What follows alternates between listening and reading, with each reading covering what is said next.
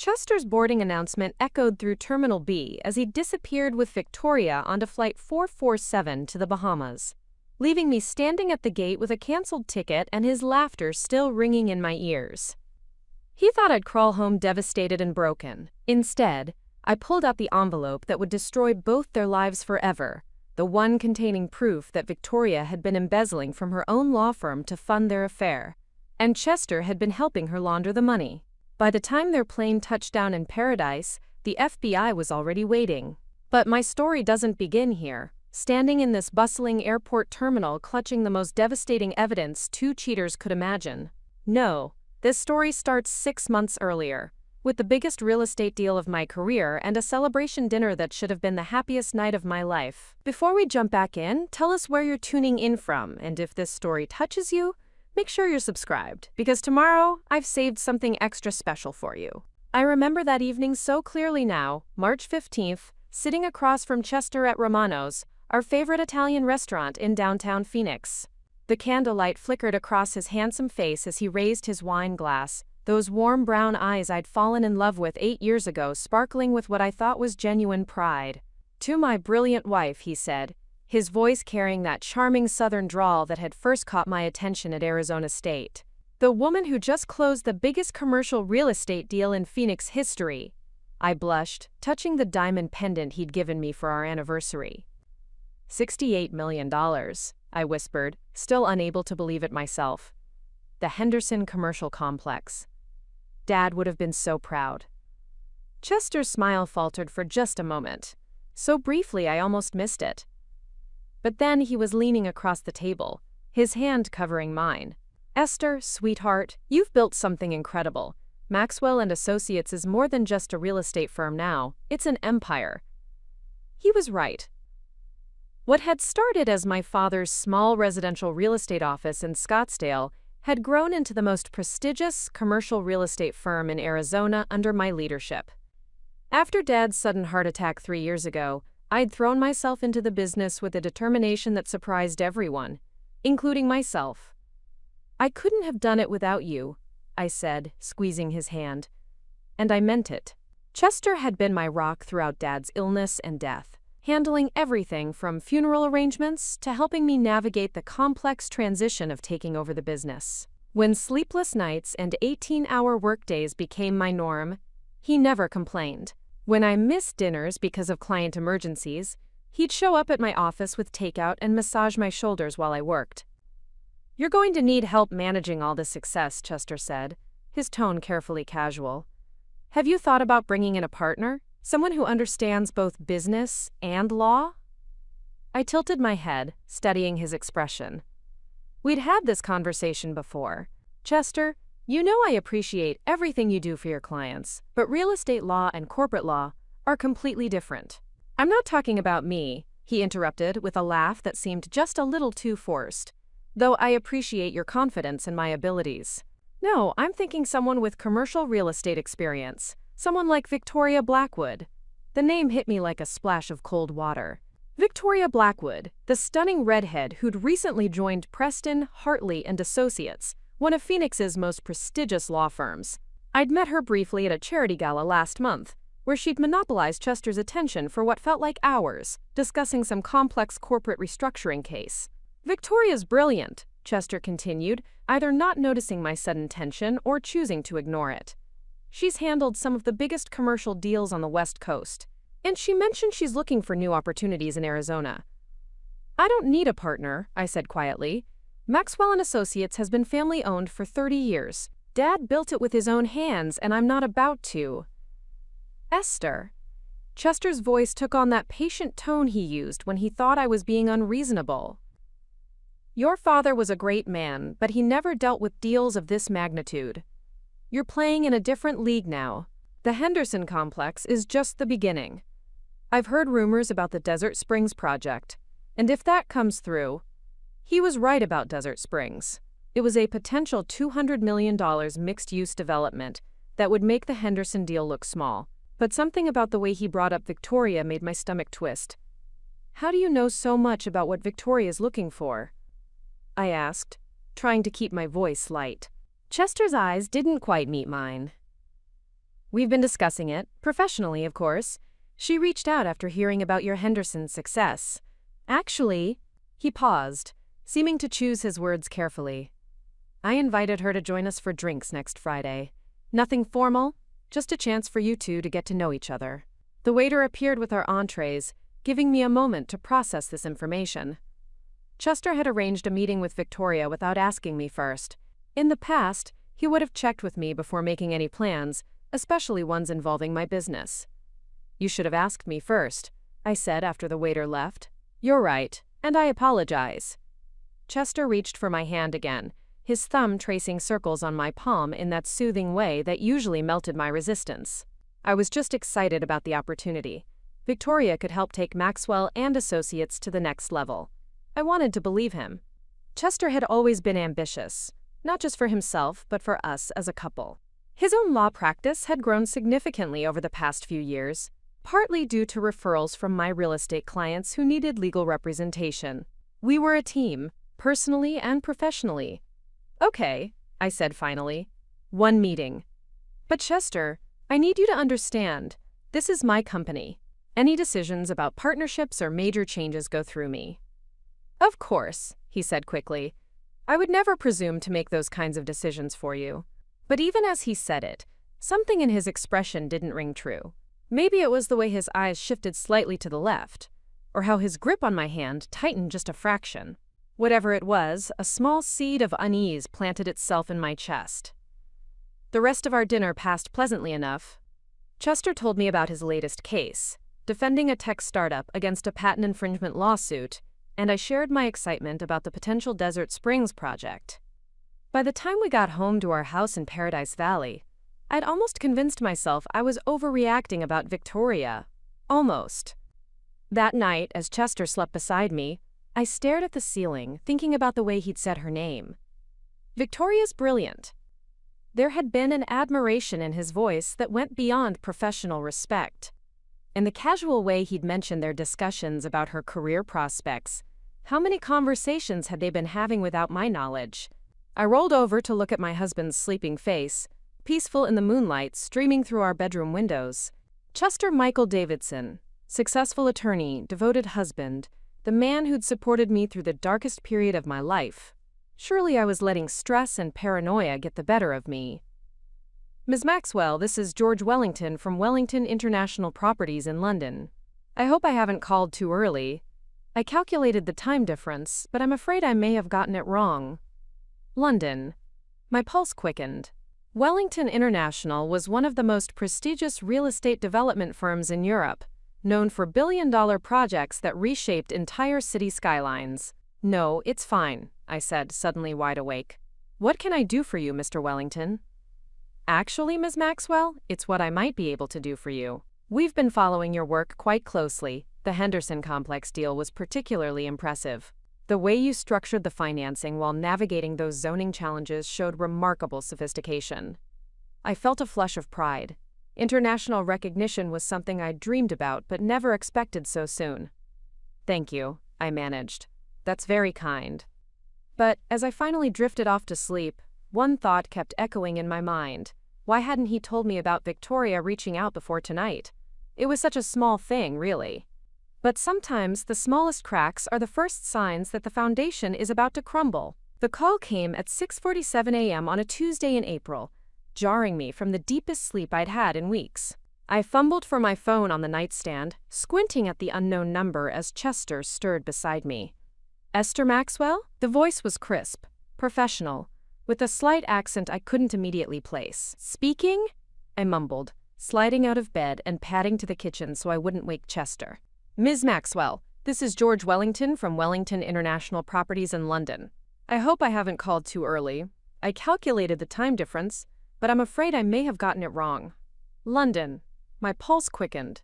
Wellington International was one of the most prestigious real estate development firms in Europe, known for billion-dollar projects that reshaped entire city skylines. No, it's fine, I said, suddenly wide awake. Preparing and narrating this story took us a lot of time, so if you are enjoying it, subscribe to our channel. It means a lot to us. Now back to the story. What can I do for you, Mr. Wellington? Actually, Ms. Maxwell, it's what I might be able to do for you. We've been following your work quite closely. The Henderson Complex deal was particularly impressive. The way you structured the financing while navigating those zoning challenges showed remarkable sophistication. I felt a flush of pride. International recognition was something I dreamed about but never expected so soon. Thank you, I managed. That's very kind. Ms. Maxwell, I'll cut straight to the point. Wellington International is expanding into the American market, specifically the Southwest. We're looking for a local partner, someone who understands the market dynamics but has the vision to think globally. After extensive research, your name keeps coming to the top of our list. I gripped the phone tighter, my heart hammering. What exactly are you proposing? A joint venture for the Desert Springs project. The words hit me like lightning. Desert Springs. The massive mixed-use development I'd been pursuing for months, the one Chester had mentioned at dinner. It was the holy grail of Phoenix real estate, a $200 million project that would include luxury condos, high-end retail, office space, and a boutique hotel. I'm listening, I said carefully. We have the capital, $150 million in immediate funding. You have the local expertise and government relationships. Together, we could not only secure Desert Springs, but expand throughout Arizona and Nevada. This could be a $500 million partnership within 2 years. $500 million. The number was almost incomprehensible. Maxwell and Associates was successful, but this would catapult us into an entirely different stratosphere. Mr. Wellington, this sounds incredible, but I have to ask, why me? There are larger firms with more resources. His laugh was warm, genuine. Ms. Maxwell, we're not interested in larger firms. We're interested in hungry, innovative partners who aren't set in their ways. Your work speaks for itself. You've increased your company's revenue by 340% in 3 years, all while maintaining a perfect client satisfaction record. That's not luck. That's extraordinary business acumen. I felt dizzy. 340%. I'd never calculated it quite that way, but he was right. There is one condition, Wellington continued. We move fast. Very fast.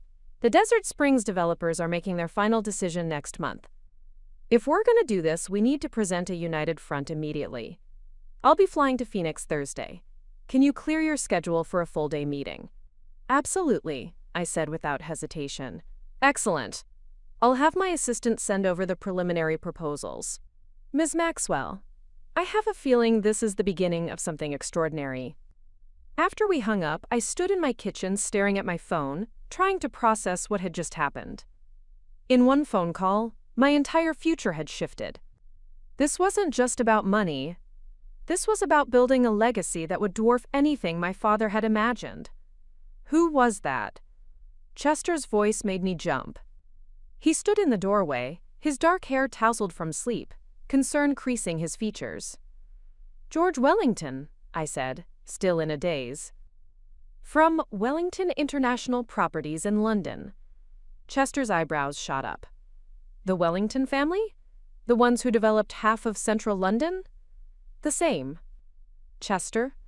They want to partner with us on Desert Springs. They're talking about a $500 million joint venture.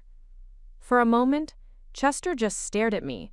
Then he crossed the kitchen in 3 quick strides and swept me into his arms, spinning me around until I laughed. Esther, this is incredible. Do you realize what this means? He set me down, his hands gripping my shoulders. This isn't just about Maxwell and Associates anymore. This is about building an empire. The word empire sent a thrill through me. George is flying in Thursday for meetings. I'll need to prepare everything. Financial statements, project portfolios, legal documentation. I can help with the legal side, Chester offered immediately. Contract review, corporate structuring.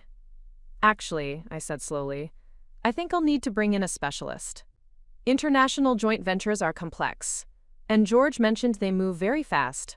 I can't afford any mistakes. Something flickered across Chester's face.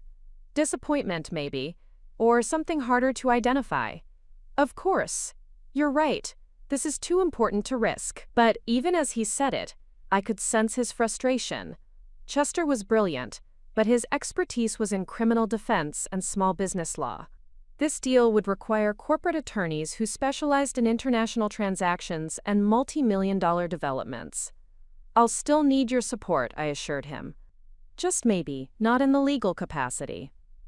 Whatever you need, he said, pulling me close. I'm so proud of you, Esther. Your dad would be over the moon. As Chester held me, I closed my eyes and tried to imagine what Dad would say. He'd built Maxwell & Associates from nothing, working 18-hour days and sacrificing vacations to establish our reputation. But even in his wildest dreams, he'd never envisioned something like this.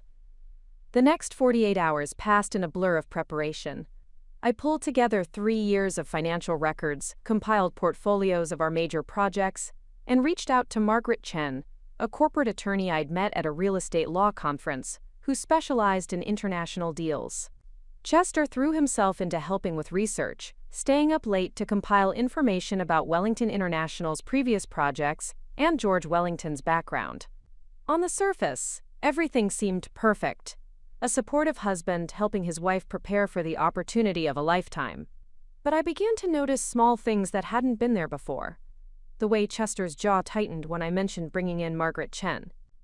How he lingered near my office door when I was on conference calls with potential investors. The casual questions about timeline and financial details that seemed to go beyond simple curiosity. Wednesday evening, as I was reviewing Wellington International's proposal for the 100th time, Chester appeared in my home office doorway with a glass of wine. "You've been working for 12 hours straight," he said, setting the glass on my desk. "Take a break." I accepted the wine gratefully, realizing I hadn't eaten since breakfast. "This proposal is incredible, Chester. George isn't just talking about Desert Springs. He's outlined expansion into Las Vegas, Denver, even international projects." "It's a lot to take in," Chester agreed, settling into the chair across from my desk. "Are you sure you're ready for something this big? The pressure, the travel, the responsibility?" There was something in his tone that made me look up sharply. "What do you mean?" "Nothing negative," he said quickly. "I just want to make sure you're not taking on more than you can handle. International partnerships can be complicated. Different cultures, different business practices.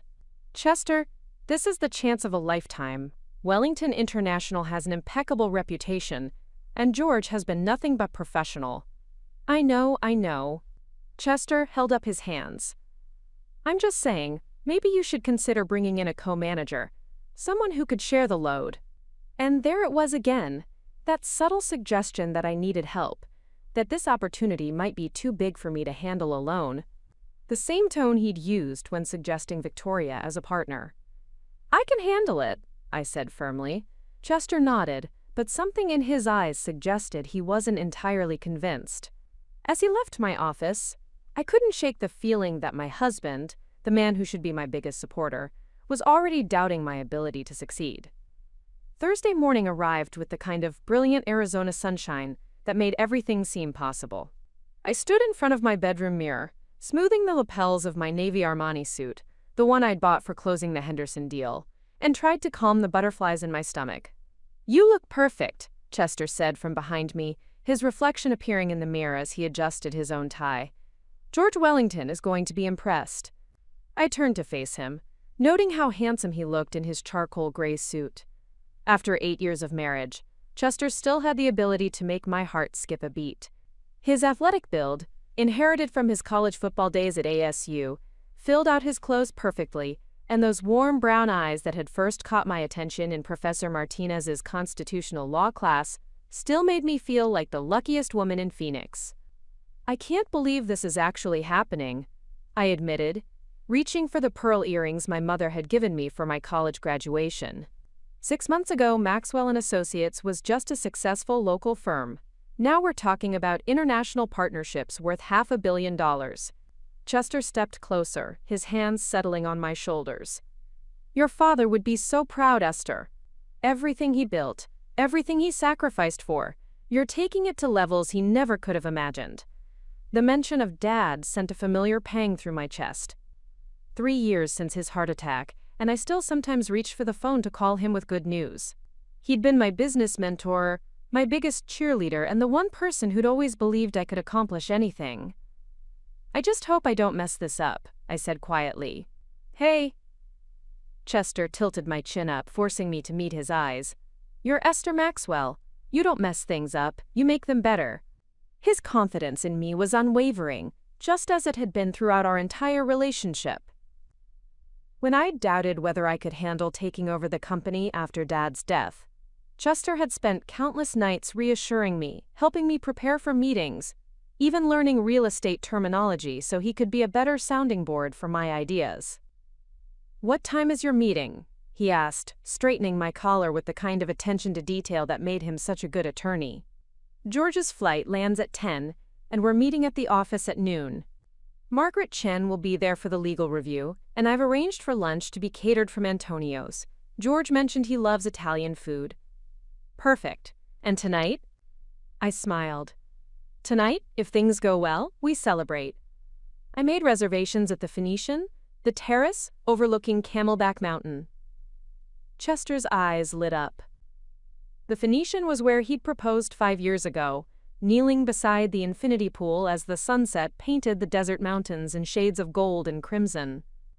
It was our special place reserved for life's biggest moments.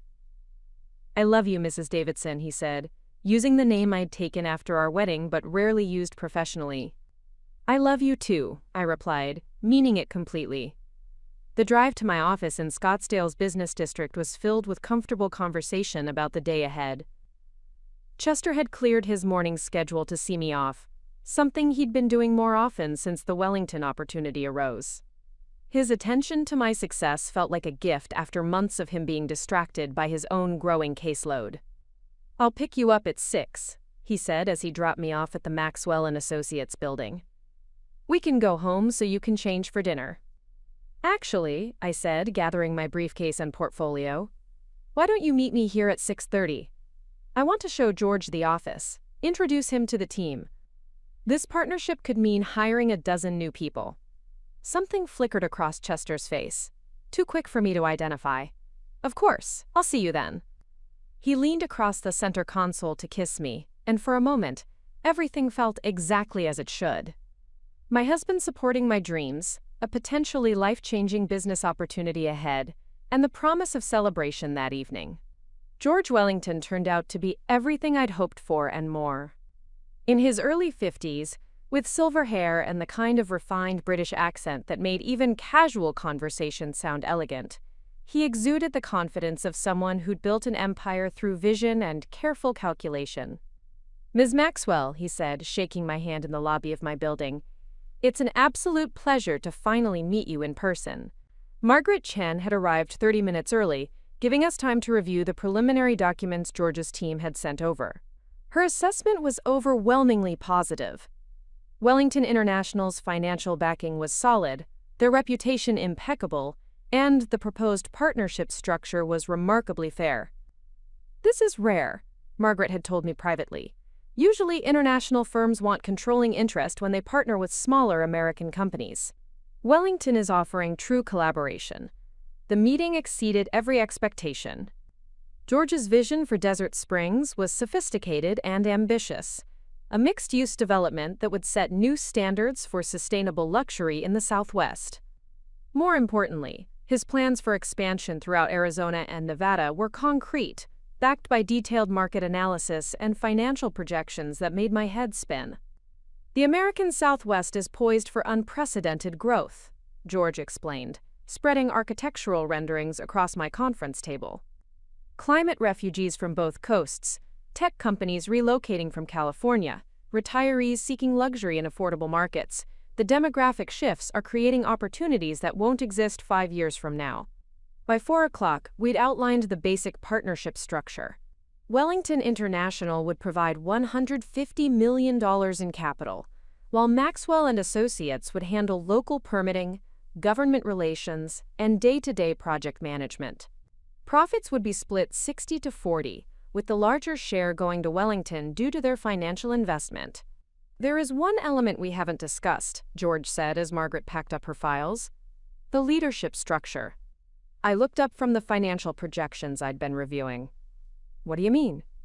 "A partnership of this magnitude requires dedicated leadership. someone who can focus exclusively on our joint ventures without the distraction of managing existing business operations. George's expression remained friendly, but I sensed we were approaching something important. I'd like to propose that you establish a separate entity, Maxwell Wellington Development, with yourself as CEO. The implications hit me immediately. A separate company meant stepping back from the day-to-day operations of Maxwell and Associates, the firm my father had built from nothing.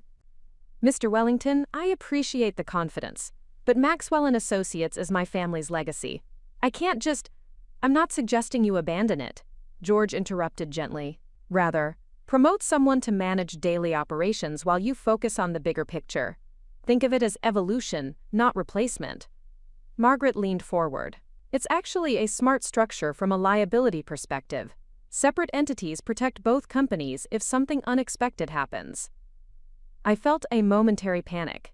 Giving up control of Maxwell and Associates, even partially, felt like betraying Dad's memory. But George was right. Managing a $500 million partnership while running a traditional real estate firm would be impossible. Who would I promote? I asked slowly. That's entirely your decision, George said. Though I imagine you have trusted associates who could handle the responsibility. As we wrapped up the meeting, I found myself thinking about my team. Elsie Rodriguez, my operations manager, was brilliant but preferred working behind the scenes. Tanner Walsh, my top sales agent, was charismatic but lacked management experience. There was really only one person with both the knowledge and leadership skills to run Maxwell and Associates in my absence.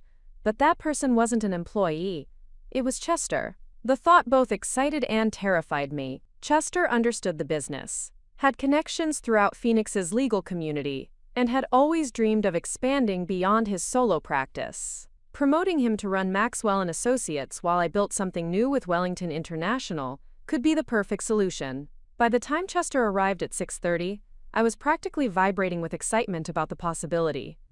How did it go? He asked, finding me in my office as I gathered my things for dinner. Better than I dreamed, I said, standing to kiss him.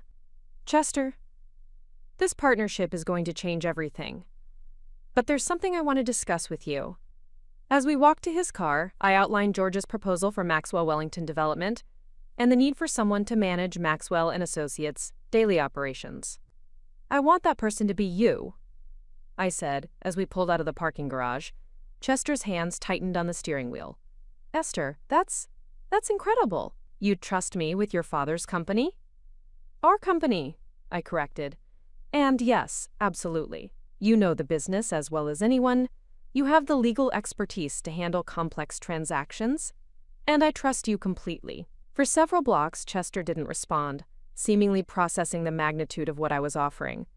When he finally spoke, his voice was thick with emotion. I won't let you down, he promised. Maxwell and Associates will be in better shape than ever when you're ready to return full-time. As we pulled into the Phoenician's valet area, I felt a deep satisfaction settle over me. Everything was falling into place: the Wellington partnership, Chester's new role, our future together, brighter than I'd ever imagined. Looking back now, I realized that was the last moment I was completely, naively happy. Because while I was planning our bright future, Chester was already planning my downfall. The paperwork sat on my desk like a loaded gun, waiting to change everything. 3 weeks had passed since my dinner with George Wellington, and the partnership agreements for Maxwell Wellington Development had arrived that morning via express courier from London. Margaret Chen had spent 2 days reviewing every clause, every subcondition, every financial projection. It's bulletproof, she'd told me over the phone an hour earlier. George Wellington's team clearly knows what they're doing. The liability protections are exceptional. The profit-sharing structure is more than fair, and the expansion clauses give you incredible growth potential. Now I sat in my office, staring at the signature pages that would transform my life. Chester was across the hall in what had once been our conference room, officially taking over as interim CEO of Maxwell and Associates, while I focused on the new venture. The transition had been smoother than I'd dared hope.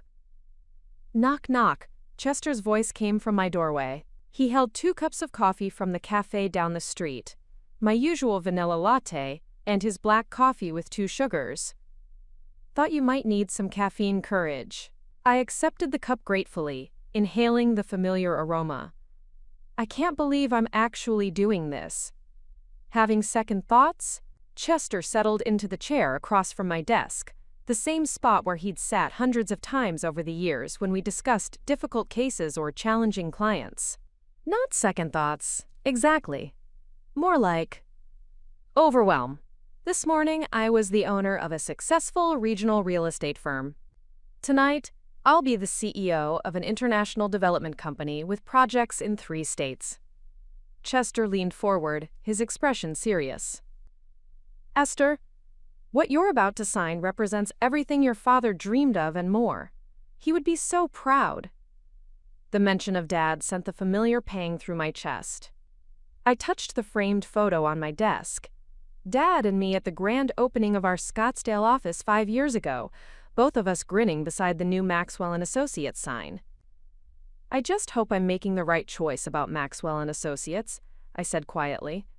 Putting you in charge permanently feels like such a huge decision. Not permanently, Chester corrected gently. We discussed this.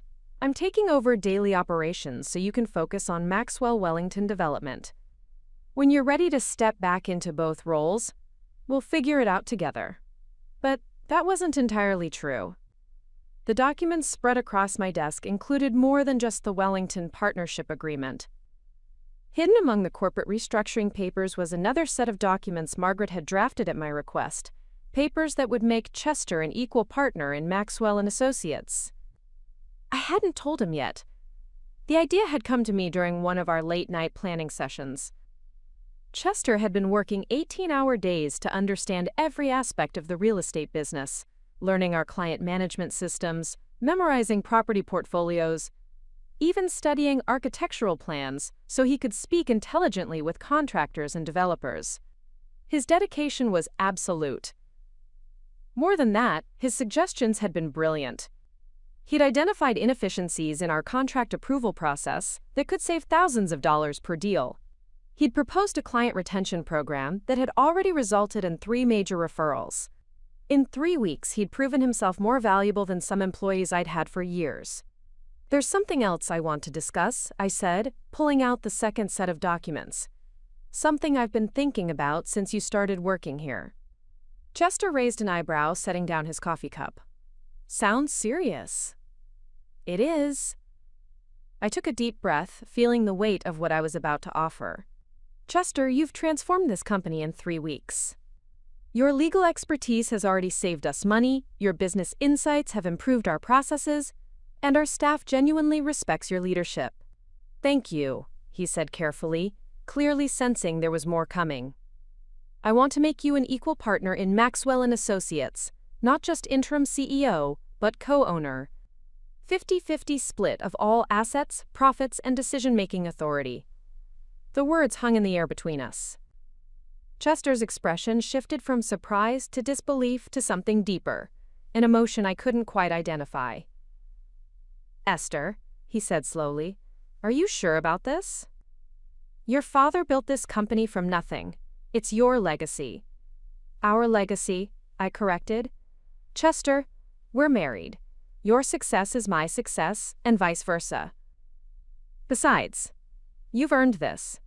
The work you've put in, the results you've achieved, you're not just helping me manage Dad's company anymore. You're making it better. Chester stood abruptly, pacing to the window that overlooked Scottsdale's business district. His reflection in the glass showed a man wrestling with something significant. This is incredible, Esther. I never expected. I knew you trusted me to run operations, but actual ownership.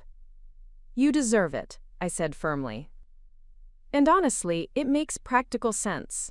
With me focusing on Maxwell Wellington development, Maxwell & Associates needs someone who's fully invested in its success, someone who has skin in the game. He turned back to face me, his eyes bright with what looked like unshed tears. You're giving me everything I've ever wanted professionally. I'm giving us everything we've ever wanted, I corrected. Think about it. In 5 years, you'll be running a multi-million-dollar real estate firm while I'm expanding internationally with Wellington. We'll be the most powerful couple in Phoenix real estate. Chester crossed back to my desk and picked up the partnership documents, scanning the terms Margaret had outlined. Equal ownership, equal authority, equal profit distribution. It was the most generous offer I'd ever made to anyone. Tras-Pitain. The only condition, I added, is that we're partners in every sense. No major decisions without discussing them together. No changes to company structure or personnel without mutual agreement. We're a team. Of course, Chester said immediately. I would never make unilateral decisions about something this important. The sincerity in his voice convinced me completely. This was my husband, the man who'd supported me through Dad's death and the stress of taking over the company.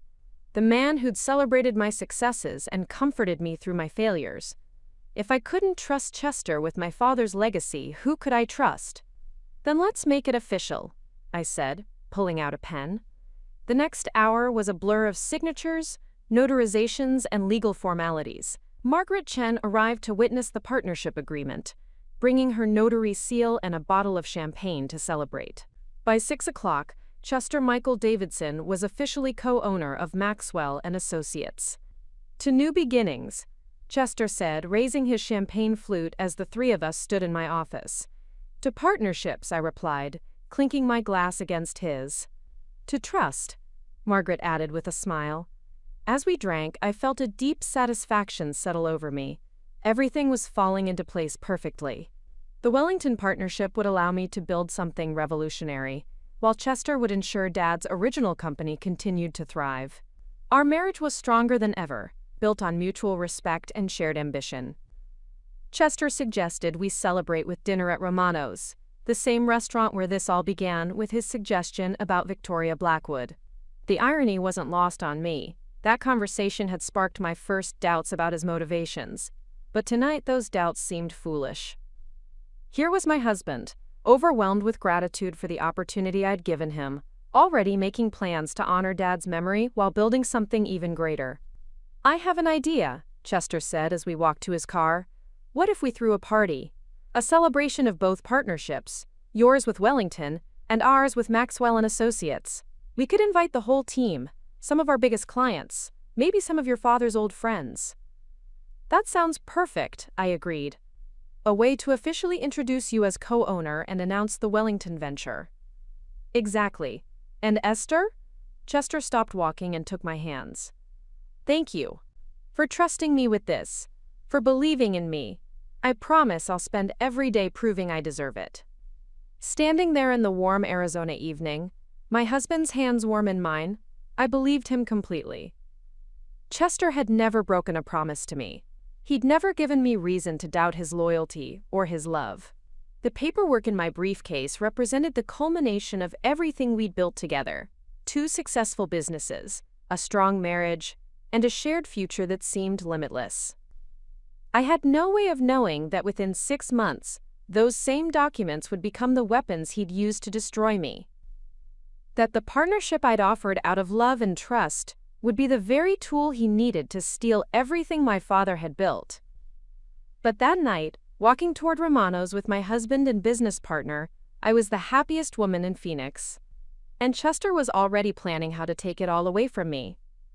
The changes started small, so subtle, I almost missed them entirely.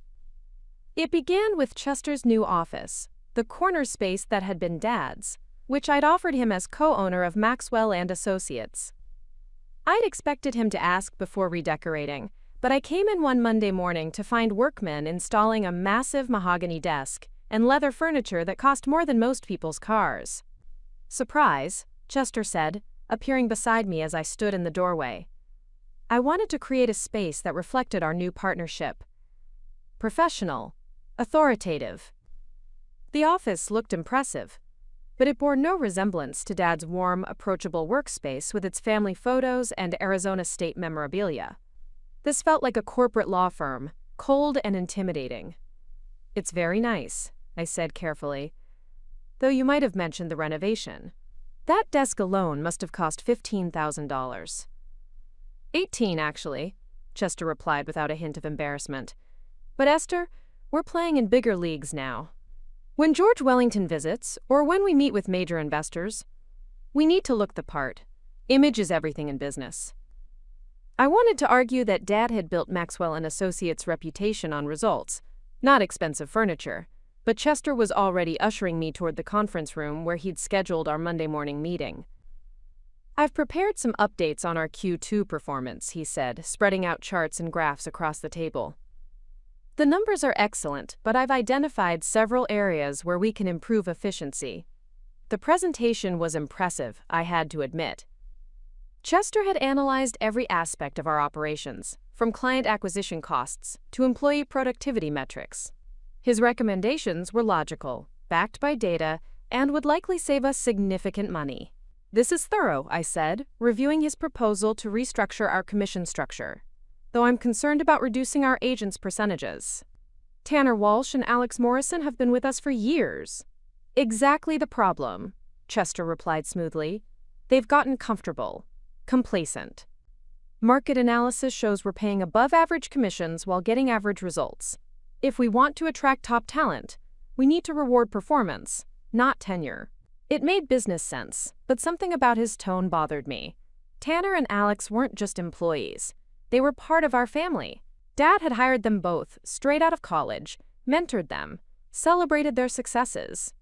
Reducing their commissions felt like a betrayal of that relationship. "I'd like to think about it," I said. "Maybe we could grandfather existing agents into the old structure while implementing the new rates for future hires." Chester's jaw tightened almost imperceptibly. "Esther, we can't run a business on sentiment. Either we're committed to maximizing profitability or we're not." The word sentiment stung. Was honoring Dad's relationships with longtime employees really just sentiment? Over the following weeks, Chester's influence expanded throughout the company in ways both obvious and subtle. He hired a new assistant, a striking blonde named Gigi Patterson, who'd worked at a Fortune 500 company in Los Angeles, without consulting me first. When I questioned the decision, he explained that his increased responsibilities required professional administrative support. "Elsie Rodriguez handles your calendar and correspondence perfectly," I pointed out. "We could have just expanded her role." "Elsie's wonderful," Chester agreed, "but she lacks the sophistication we need for international clients. Gigi has experience with high-level corporate communications, event planning, complex travel arrangements. Trust me, the investment will pay for itself." Gigi was certainly professional, I had to admit. She spoke 3 languages, dressed impeccably, and handled Chester's increasingly complicated schedule with remarkable efficiency. But something about her presence made me uncomfortable. Maybe it was how she seemed to know Chester's preferences better than I did after just 2 weeks, or how she lingered in his office for lengthy discussions about matters that seemed routine. The bigger concern was how Chester's decision-making process had evolved. Decisions that once required mutual agreement were now presented to me as fait accompli. New marketing materials featuring Chester prominently alongside the Maxwell and Associates logo. A company credit card with a $50,000 limit that he'd obtained for business emergencies. Software upgrades and system changes that affected how we tracked client relationships and financial data. "I'm not trying to exclude you," Chester explained when I finally confronted him about the pattern. "But you're busy with Maxwell Wellington development, traveling constantly for the Desert Springs project. Someone needs to keep Maxwell and Associates moving forward." He wasn't wrong about my schedule. The Wellington partnership had demanded more time than I'd anticipated. Site visits, permit meetings, architectural reviews, and endless conference calls with George's team in London. Some weeks I barely spent 2 days in the Maxwell and Associates office. But that didn't explain why Chester had hired 2 new agents without posting the positions internally, or why he'd renegotiated our lease agreement with terms I'd never seen. When I asked Elsie about these changes, she looked uncomfortable. "Mr. Davidson handles most of the operational decisions now," she said carefully. "He says you're too busy with the international project to be bothered with routine matters." Routine matters. When had hiring new staff and restructuring lease agreements become routine matters that didn't require my input? The most troubling change was how Chester interacted with our clients. I began hearing secondhand that he was positioning himself as the primary contact for major accounts, suggesting that my Wellington commitments made me less available for their needs. When longtime client Robert Harrison called to congratulate me on the Desert Springs announcement, he mentioned that Chester had assured him I'd be, quote, transitioning away from day-to-day client relationships. "Transitioning away?" I repeated. Robert, I'm not going anywhere. The Wellington partnership is separate from Maxwell and Associates. Oh, Robert said, sounding confused. Chester made it sound like you were stepping back to focus on the international work. He offered to handle all our future transactions personally. That evening, I confronted Chester at home. We were in our kitchen, preparing dinner together, as we'd done hundreds of times before, but the atmosphere felt different. Charged with an undercurrent of tension that hadn't existed 6 months earlier. I talked to Robert Harrison today, I said, slicing vegetables with more force than necessary. He seems to think I'm leaving Maxwell and Associates. Chester paused in his task of seasoning the chicken. I may have mentioned that your Wellington commitments were becoming more demanding. I didn't want him to feel neglected if you weren't available for meetings. But I am available. I've made it clear that Maxwell and Associates remains my priority. Esther, be realistic. Chester's tone took on that patient quality he used when he thought I was being unreasonable. The Desert Springs project alone requires you to be in meetings 3 days a week. The Las Vegas expansion George mentioned will demand even more travel. You can't be CEO of an international development company and maintain personal relationships with local real estate clients. I can if I want to, I said firmly. And I should be involved in decisions about how we manage that transition, not hear about it secondhand from clients. Chester set down the seasoning and turned to face me fully. What are you saying exactly? I'm saying that somewhere along the way you've started making unilateral decisions about a company we're supposed to be running together. The new hires, the lease renegotiation, the client communications. When did we stop being partners and start being boss and subordinate?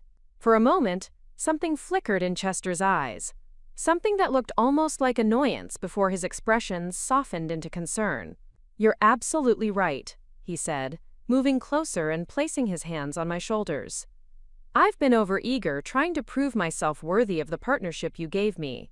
I never meant to overstep. The apology felt genuine, and I wanted to believe it. Chester had always been ambitious, driven to succeed. Maybe I was overreacting to normal growing pains as we adjusted to our new roles. I just want us to be a team, I said, like we promised. We are a team, Chester assured me, pulling me into his arms. The best team Phoenix has ever seen. From now on, all major decisions get discussed together. No more surprises. As Chester held me in our kitchen, I felt the tension of the past weeks begin to dissipate. We were partners, in business and in life. These were just adjustments, as we navigated new territory together. But that night, as Chester slept beside me, I lay awake thinking about Gigi Patterson's knowing smile and Robert Harrison's confusion about my role in the company. Something fundamental was shifting in the dynamics of Maxwell and Associates, and I couldn't shake the feeling that Chester's promise of partnership was becoming increasingly hollow. The changes were subtle, gradual, like a tide slowly eroding a shoreline. By the time I recognized the damage, it might be too late to save what my father had built. The first concrete evidence something was wrong came on a Thursday afternoon in late June. I'd returned early from a site meeting with the Desert Springs architects, hoping to surprise Chester with lunch from his favorite deli. Instead, I found his office door closed and heard muffled voices inside, Chester's deep baritone and a woman's laughter that definitely wasn't Elsie's. I knocked softly and entered without waiting for permission, a privilege I'd assumed as co-owner of the company. Chester and Victoria Blackwood were seated on his leather sofa, papers spread across the coffee table between them, but something about their body language made me pause. They weren't just close, they were intimate, leaning toward each other in a way that spoke of familiarity beyond professional interaction. Esther! Chester stood quickly, his smile just a fraction too bright. I didn't expect you back so early. Victoria rose more slowly, smoothing her red dress with manicured fingers. She was even more stunning than I remembered from the charity gala, tall, elegant, with the kind of confidence that came from knowing she commanded attention wherever she went. Mrs. Davidson, Victoria said with a perfect smile. What a pleasant surprise. Chester was just showing me the Henderson Complex portfolio. Truly impressive work. Thank you, I replied, my voice steady despite the unease crawling up my spine. I thought you were working with Preston, Hartley, and Associates. I was, Victoria said smoothly. But opportunities change, don't they? Chester mentioned you might need additional legal counsel for the international expansion. I looked at Chester, who was gathering the papers from the coffee table with unnecessary haste. We haven't discussed bringing in additional counsel. It was preliminary, Chester said quickly. Just exploring options. Victoria specializes in international real estate law, and with the Wellington partnership expanding so rapidly. I see. I set the lunch bag on Chester's desk, suddenly no longer hungry. Victoria, I hate to cut this short, but Chester and I have a partners meeting scheduled. It was a lie, but Victoria took the hint gracefully. Of course. Chester has my contact information when you're ready to discuss the legal structure in more detail. She gathered her purse and briefcase, pausing to touch Chester's arm in a gesture that lasted a beat too long. Thank you for the consultation. I look forward to working together. After Victoria left, an uncomfortable silence settled over Chester's office. He busied himself organizing papers while I studied his face, looking for signs of the man I'd married. How long has this been going on? I asked finally. What do you mean? Chester's tone was carefully neutral. The meetings with Victoria, the legal consultations I apparently knew nothing about. Chester sighed, settling into his desk chair. Esther, you've been so busy with Wellington projects that I wasn't sure when we'd have time to discuss it properly. Victoria reached out last week about potential collaboration. She reached out to you? Not to me, the CEO of Maxwell Wellington Development? She knows me from the legal community. It made sense for her to start with an initial conversation before we brought you in. The explanation sounded reasonable, but something about Chester's demeanor felt off. The way he avoided direct eye contact, how his fingers drummed against his desk, tells I'd learned to recognize during our years together. What kind of collaboration are we discussing exactly? Chester pulled out a folder from his desk drawer. Victoria's firm has handled 3 major international real estate ventures in the past 2 years. Her expertise could be invaluable as we expand beyond Arizona. The portfolio was impressive, I had to admit. Victoria had negotiated complex deals in London, Dubai, and Singapore. Exactly the kind of experience that could benefit Maxwell Wellington Development. But something nagged at me about the timing and the secrecy surrounding their discussions. I'd like to review her qualifications before we make any decisions, I said. And in the future, please include me in preliminary discussions about company business. Of course, Chester agreed too quickly. I should have mentioned it sooner. Over the following days, I found myself paying closer attention to Chester's schedule and behavior. He was taking longer lunches, staying late for client meetings that weren't on our shared calendar, and receiving phone calls that he took privately rather than through Gigi or Elsie. When I asked Gigi about Chester's afternoon appointments, she seemed flustered. Mr. Davidson handles his personal calendar separately, she said. He asked me to focus on Maxwell and Associates business only. Personal calendar? Since when did Chester maintain a separate schedule for business meetings? The real revelation came the following Tuesday when I was reviewing our company credit card statements. Among the usual office supplies and client entertainment charges was a series of expenses that made my blood run cold. Expensive lunches at upscale restaurants, charges at high-end hotels during times when Chester had claimed to be in Phoenix, and, most troubling, a payment to Morrison's Jewelry for $3,200. I stared at the jewelry charge, my hands trembling slightly. Chester hadn't given me anything from Morrison's recently. Our anniversary wasn't until September, and my birthday had passed months ago without any significant gifts. Elsie, I called, my voice carefully controlled. Could you come in here for a moment? Elsie appeared in my doorway, her expression concerned. She'd been Dad's assistant for 15 years before becoming mine, and she could read my moods better than almost anyone. Everything okay, Mrs. Davidson? I'm reviewing these credit card charges, I said, turning my computer screen toward her. Do you know anything about this jewelry purchase? Elsie's face went pale as she looked at the screen. No, ma'am. I don't handle Mr. Davidson's personal purchases. But this was charged to the company card, the one intended for business expenses. Maybe it was a client gift? Elsie suggested weakly, but her tone suggested she didn't believe it herself. That evening, I confronted Chester at home. We were in our living room, he with a glass of wine and a stack of legal briefs, me with the credit card statement clutched in my hand. I need to ask you about some charges on the company card, I said, sitting across from him. Chester looked up from his reading, his expression neutral. What kind of charges? $3,000 at Morrison's Jewelry. Last Thursday afternoon.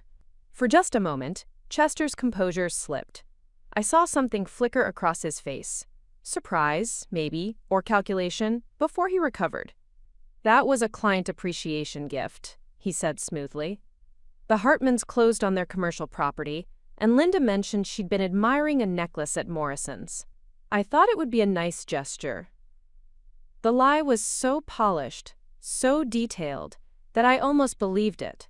But Linda Hartman was in her 70s and wore simple costume jewelry exclusively. The idea of her admiring an expensive necklace worth thousands of dollars was absurd. That seems like an unusually expensive gift for a client, I said carefully. The Hartman deal brought us a $40,000 commission, Chester replied. A $3,000 gesture of appreciation is good business. I wanted to believe him. Desperately wanted to accept his explanation and return to the comfortable dynamic we'd shared for 8 years. But the evidence was mounting. The secret meetings with Victoria, the mysterious schedule changes, and now expensive jewelry purchased during a time when he'd claimed to be working. Chester, I said quietly, is there something you want to tell me? He set down his wineglass and met my eyes directly. Esther, I love you. I've loved you since law school, and I love you now. Whatever doubts you're having, whatever concerns, they're unfounded. The sincerity in his voice was so convincing that for a moment I questioned my own suspicions. This was Chester, the man who'd held me through Dad's funeral, who'd supported my dreams and celebrated my successes. Surely I was letting stress and paranoia cloud my judgment. But as I looked into his familiar brown eyes, I realized something had changed. The warmth that had once made me feel safe and cherished had been replaced by something cooler, more calculating. Chester was still telling me he loved me, but I no longer felt loved. The envelope arrived on a Wednesday morning, delivered by a courier who insisted I sign for it personally. My name was typed across the front in block letters, Mrs. Esther Davidson, personal and confidential. No return address, no company logo, just plain manila paper that felt heavy in my hands. I waited until I was alone in my office before opening it. Inside were photographs, dozens of them, and my world tilted on its axis. Chester and Victoria at Romano's, the restaurant where we'd celebrated our engagement. Chester and Victoria entering the Ritz-Carlton downtown, his hand possessive on her lower back. Chester and Victoria kissing passionately outside what looked like a private residence, her red hair brilliant in the sunlight. But it was the final photograph that made my stomach drop.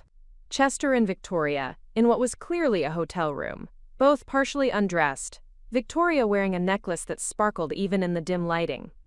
A necklace that looked suspiciously like something worth $3,200 from Morrison's Jewelry. My hands shook as I spread the photos across my desk like pieces of a puzzle I desperately hoped would never come together. Each image was time-stamped, showing a relationship that had been developing for weeks, maybe months. The most recent was dated just 3 days ago, Tuesday afternoon, when Chester had claimed to be meeting with potential clients. A single typed note accompanied the photographs. Thought you should know what your business partner has been doing with your company credit card. A concerned friend. I sat in my office chair, staring at the evidence of my husband's betrayal, and felt something inside me break. Not just my heart, that had been cracking for weeks as I'd noticed the changes in Chester's behavior. What broke was my ability to pretend, to rationalize, to hope that my suspicions were unfounded. The intercom buzzed, startling me from my shock. Mrs. Davidson? Elsie's voice sounded tinny through the speaker. Your 10 a.m. appointment is here. I looked at my watch, 9:58 a.m. Somehow I'd lost 20 minutes staring at the photographs, trying to process the magnitude of Chester's deception. Give me 5 minutes, I managed, my voice surprisingly steady, then send them in. I swept the photographs into the envelope and locked it in my desk drawer. Whatever meeting I had scheduled would have to proceed as normal. I couldn't afford to fall apart, not when so much depended on my professional reputation. But concentration proved impossible. Throughout the morning, as I met with architects about Desert Springs and reviewed contract proposals with George Wellington's team via video conference, the photographs burned in my mind. Every smile Chester had given me, every reassurance about our partnership, every promise about our future, all of it felt like elaborate lies designed to keep me compliant while he systematically betrayed me. During lunch, I called Margaret Chen. "I need to see you," I said without preamble. "Today, if possible. And Margaret, I need complete confidentiality." "Of course," Margaret replied, her tone immediately serious. "Is this about the Wellington partnership?" "No," I said quietly. "It's about my marriage." 2 hours later, I sat in Margaret's downtown office, the envelope of photographs on the table between us. Margaret had reviewed each image with the clinical detachment of a lawyer gathering evidence, but I could see the sympathy in her eyes. "How long have you suspected?" she asked finally. "Weeks," I admitted. "Maybe months, if I'm being honest." There were signs, changes in his behavior, unexplained expenses, secretive meetings, but I kept telling myself I was being paranoid. Margaret nodded. Denial is a natural response, especially when the betrayal comes from someone you trust completely.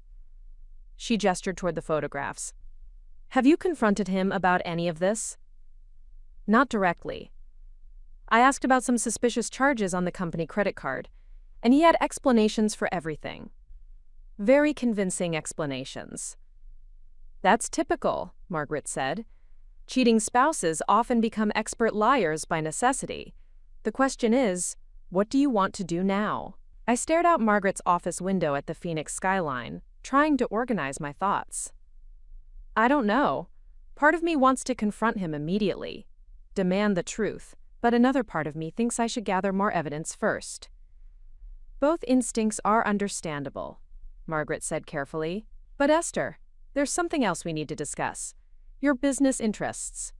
The words hit me like cold water. In my shock over the affair, I'd forgotten about the most devastating implication. Chester was my equal partner in Maxwell and Associates. He had access to all our accounts, all our contracts, all our client relationships. "If you're considering divorce," Margaret continued, "we need to protect your business assets immediately. Chester's betrayal of your marriage may also extend to financial impropriety."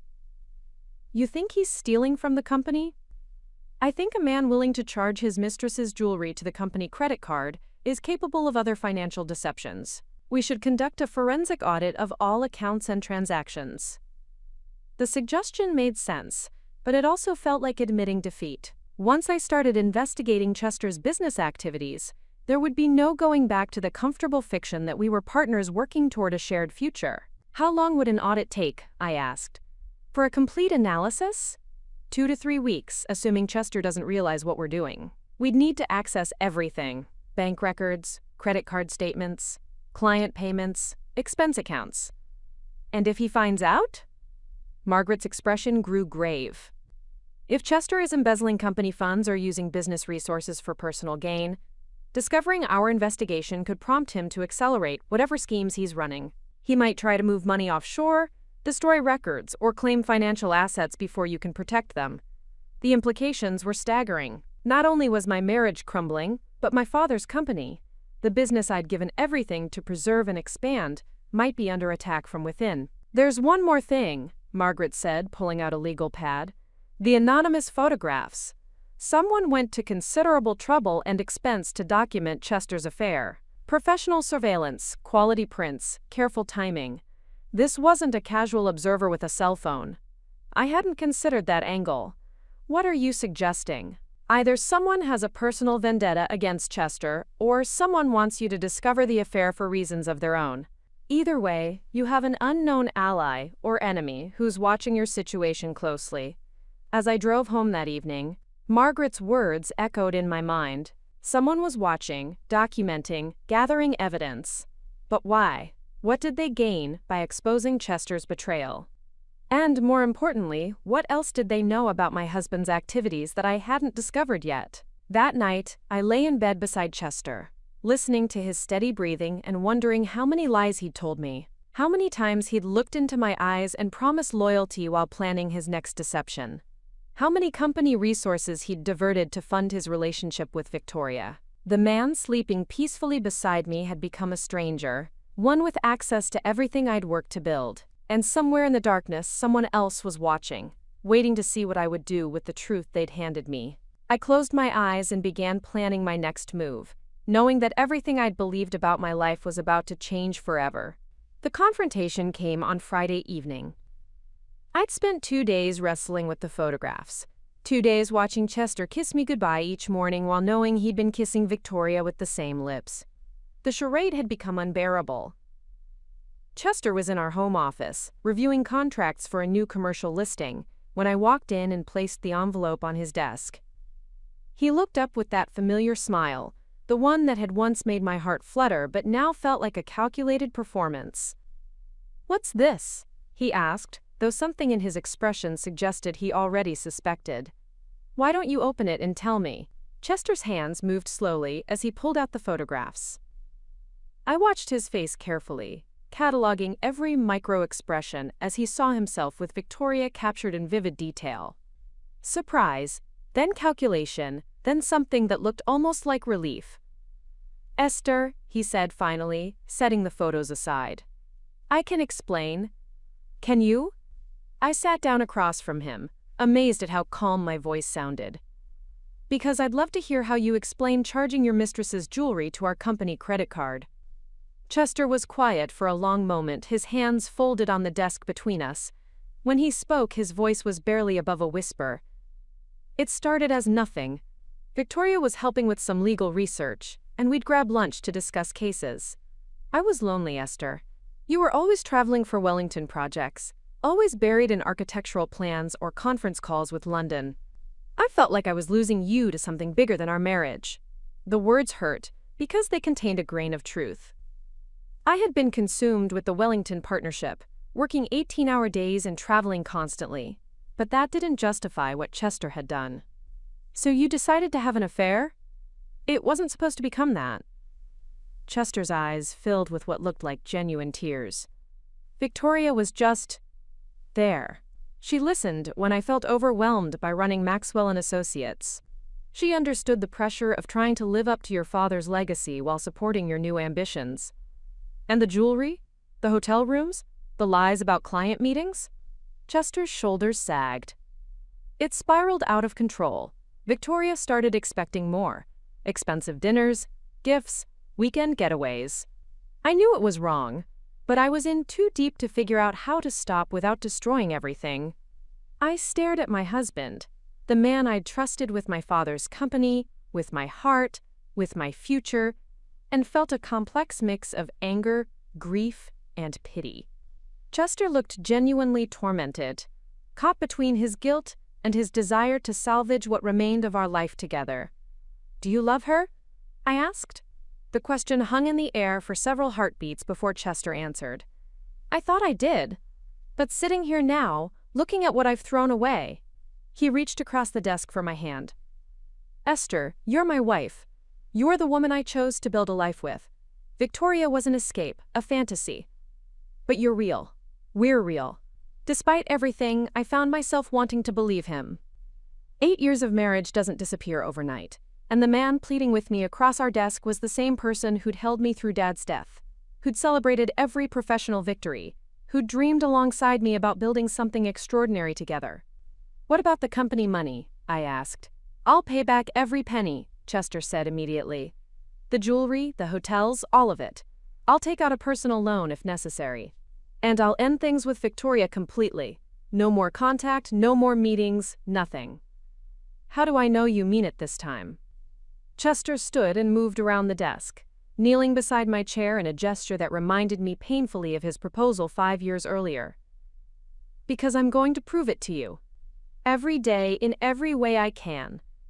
Esther, I know I don't deserve another chance, but I'm begging you for one anyway." The tears in his eyes looked genuine. The remorse in his voice felt real. And the alternative, divorce, dividing the company, starting over at 34, seemed overwhelming in that moment. "We'd need counseling," I said finally. "Real counseling, not just a few sessions to make me feel better." "Yes, whatever you want." And complete transparency. Passwords to your phone, your email, your calendar. No more secret meetings or mysterious expenses. Of course. And Victoria has to go. Not just from your life, but from Phoenix if possible. I won't spend the next decade wondering when I might run into her at business events. Chester nodded eagerly. I'll handle it. I'll make sure she understands that any contact between us is finished. Over the following weeks, Chester threw himself into the role of repentant husband with the same intensity he'd once applied to his legal practice. He scheduled couples counseling with Dr. Patricia Hoffman, a respected marriage therapist recommended by Margaret Chen. He gave me all his passwords and login information. He even arranged for a forensic accountant to review all company expenses from the past 6 months, identifying and calculating reimbursement for every personal charge.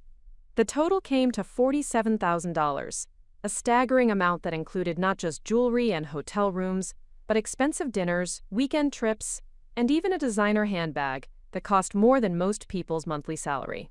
Chester took out a personal loan to repay the company within 2 weeks, transferring the funds with an accompanying letter of apology for his, quote, temporary lapse in judgment. In therapy sessions, Chester was the picture of contrition. He spoke eloquently about his feelings of inadequacy, his fear of being overshadowed by my success, and his genuine regret for handling those insecurities through betrayal rather than communication. I was proud of Esther's achievements, he told Dr. Hoffman during our 3rd session, but I was also intimidated by them. The Wellington partnership represented a level of success I'd never imagined reaching myself. Instead of seeing it as our victory, I started seeing it as evidence that I wasn't enough for her anymore. Dr. Hoffman nodded sympathetically. It's common for partners to feel threatened when one person experiences rapid professional growth. The key is learning to communicate those feelings rather than acting out through destructive behavior. Exactly, Chester agreed. I should have talked to Esther about my insecurities instead of seeking validation elsewhere. The sessions were emotionally exhausting but seemed productive.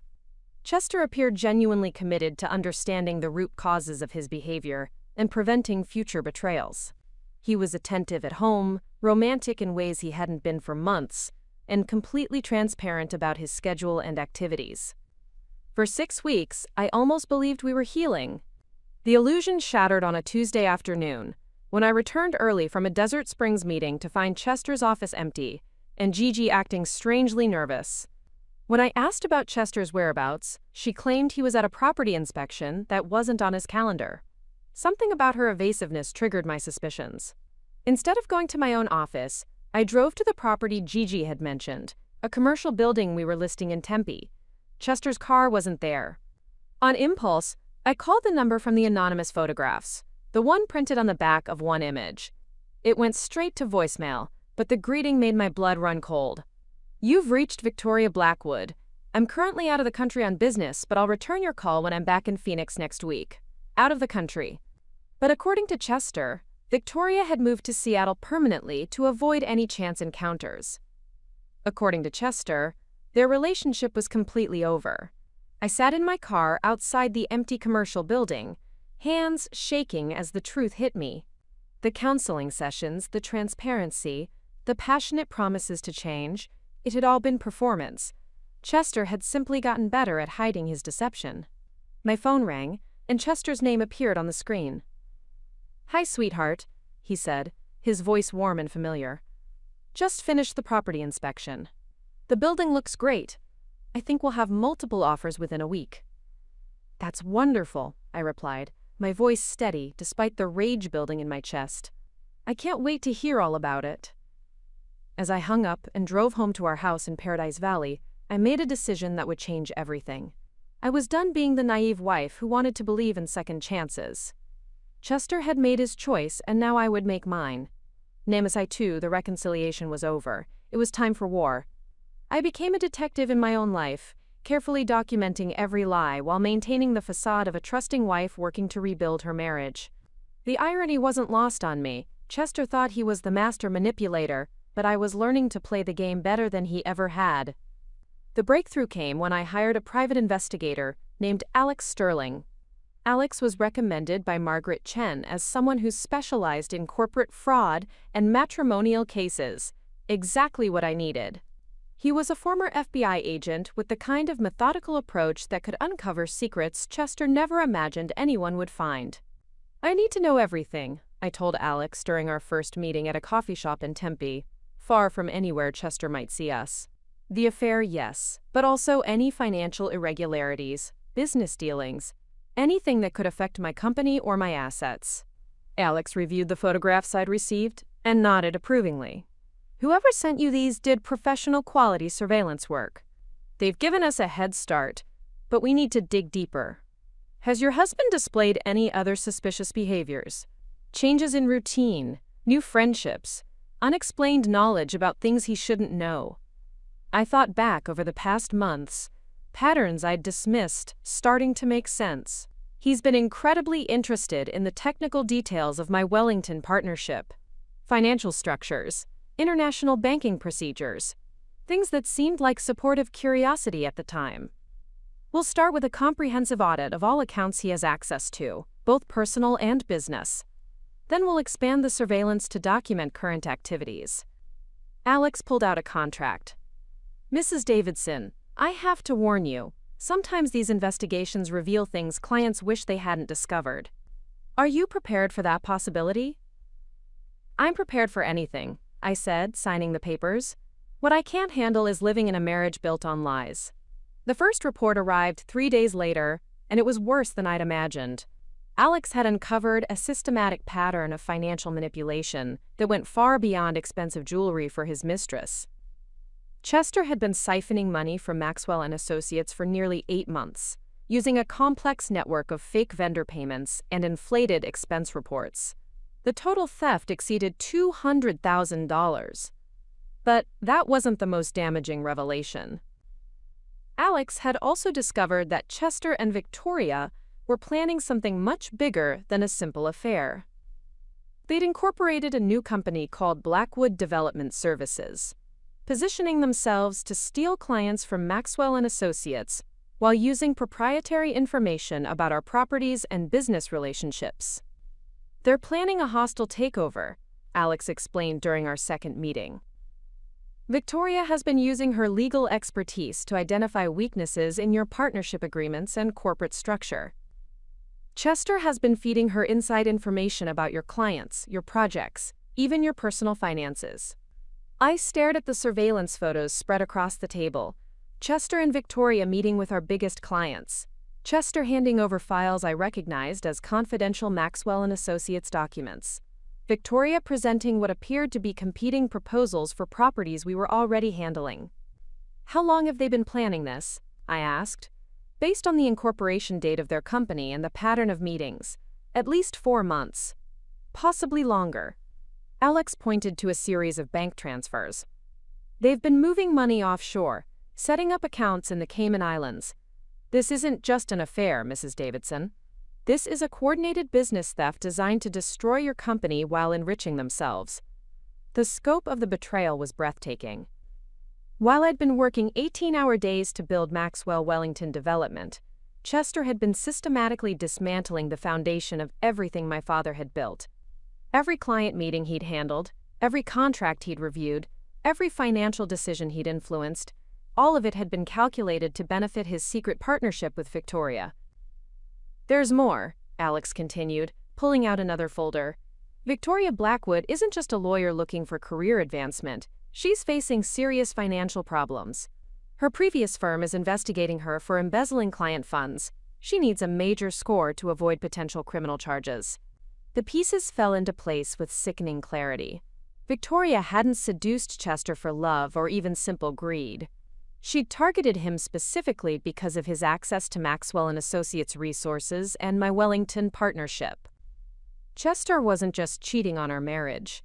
He was the perfect mark for a sophisticated con artist who needed to steal enough money to disappear before her own crimes caught up with her. That evening I sat through dinner with Chester, listening to him describe his day with the same charming enthusiasm he'd always shown. He told me about a new commercial listing, a potential client who was interested in Desert Springs retail space, and his excitement about a property inspection scheduled for the following week. Every word was a lie. The commercial listing was actually being handled by Blackwood Development Services. The potential client was someone Victoria had approached using information stolen from our files. And the property inspection was cover for another meeting with Victoria to plan their next moves against my company. "You seem quiet tonight," Chester observed, reaching across the table to touch my hand. "Everything okay with the Wellington projects?" "Just tired," I replied, forcing a smile. "George has been pushing hard on the Las Vegas expansion timeline." "You're working too hard," Chester said with what appeared to be genuine concern. "Maybe we should plan a vacation after the Desert Springs groundbreaking. Somewhere tropical, just the two of us." The suggestion would have been romantic 6 months ago. Now it felt like another manipulation, a way to get me out of Phoenix while Chester and Victoria accelerated their theft of my company. "That sounds wonderful," I lied. "Where were you thinking?" "The Bahamas, maybe. I heard about this amazing resort from a client. Private beaches, world-class spa, complete privacy." My blood chilled. The Bahamas. Alex's research had shown that Chester and Victoria had been researching property purchases in the Caribbean, specifically islands with limited extradition treaties. They weren't planning a romantic getaway for Chester and me. They were planning their escape route after they'd stolen everything they could from Maxwell and Associates. After dinner, I excused myself to call Margaret Chen with an update. Her reaction was immediate and alarmed. "Esther, you need to act quickly. If Chester realizes you're onto him, he could accelerate the timeline and drain your accounts before we can stop him. We need injunctions, asset freezes, criminal charges, everything we can throw at them." "How long do we have?" "Based on what Alex discovered, they're probably planning their move within the next few weeks. The Bahamas vacation suggestion is particularly concerning. That could be when they disappear with whatever they've managed to steal." I hung up with Margaret and stood in my kitchen, looking around at the home Chester and I had shared for 5 years. The granite countertops we'd picked out together, the wine rack filled with bottles from our anniversary trips, the photo wall documenting our life as a couple. All of it felt like artifacts from someone else's marriage. Chester thought he was so clever, playing the role of devoted husband while systematically destroying everything I cared about. But he'd made one crucial mistake. He'd underestimated me. He saw the successful businesswoman who'd trusted him with her father's company. But he'd failed to recognize the fighter who'd built that success through determination and strategic thinking.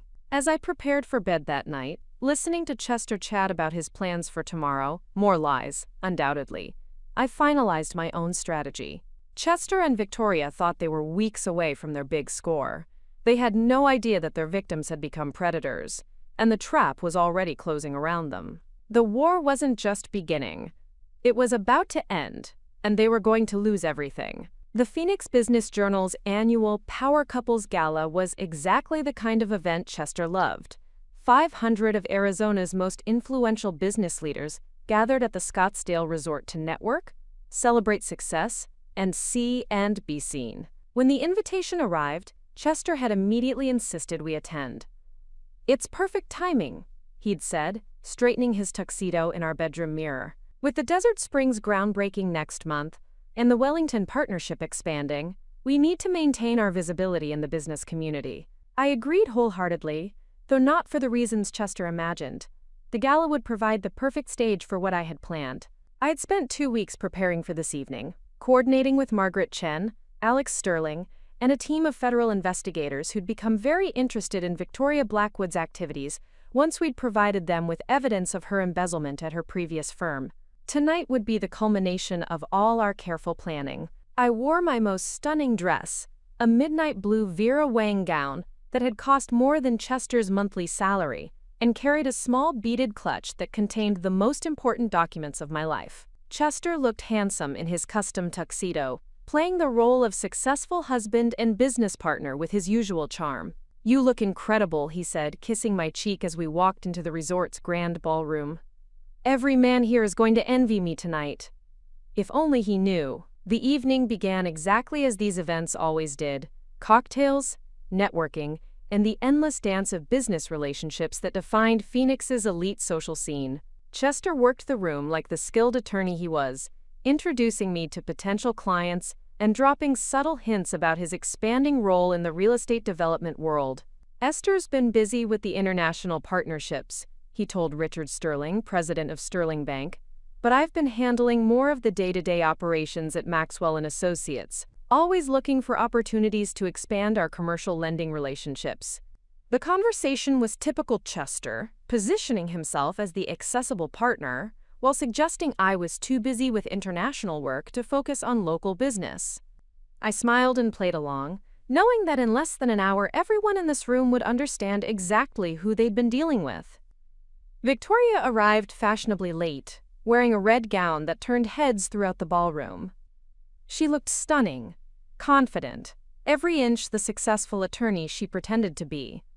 When she spotted us across the room, she approached with the perfect blend of professional courtesy and personal warmth. "Chester, Esther, how wonderful to see you both," she said, air-kissing my cheeks with practiced elegance. "I hope you don't mind that I'm here. I'm representing Preston, Hartley and Associates tonight." "Of course not," I replied smoothly. "Though I thought you'd moved to Seattle permanently." Victoria's smile never wavered, but I caught the brief glance she exchanged with Chester. Plans change. I decided Phoenix offered too many opportunities to leave just yet. "How fortunate for us," I said, my tone perfectly neutral. As the evening progressed, I watched Chester and Victoria navigate the complex dance of appearing professional while maintaining their secret relationship. They were good at it, never standing too close together, never exchanging glances that lasted too long, never disappearing at the same time. But Alex's surveillance had taught me to recognize the subtle signals between them, the brief touches disguised as casual contact, the coded language that meant nothing to observers but everything to co-conspirators. At exactly 9:30 p.m., the MC called for attention as the evening's program began. Awards were presented to outstanding business leaders, recognition was given to major community contributors, and sponsors were acknowledged for their support of various charitable causes. "And now," the MC announced, "we have a special presentation from one of Phoenix's rising business leaders. Please welcome Esther Maxwell Davidson, CEO of Maxwell and Associates and Maxwell Wellington Development." Chester looked surprised as I made my way to the podium. We hadn't discussed my speaking at the event, and I could see confusion in his expression as I accepted the microphone. "Thank you so much," I began, my voice carrying clearly through the ballroom's sound system. "It's an honor to address so many respected colleagues and friends tonight." I paused, letting my gaze sweep across the audience until I found Chester's face in the crowd. He was standing near the bar with Victoria, both of them watching me with polite attention. "Tonight, I want to talk about trust," I continued. "About the partnerships that form the backbone of our business community, and what happens when that trust is betrayed." A subtle shift rippled through the audience.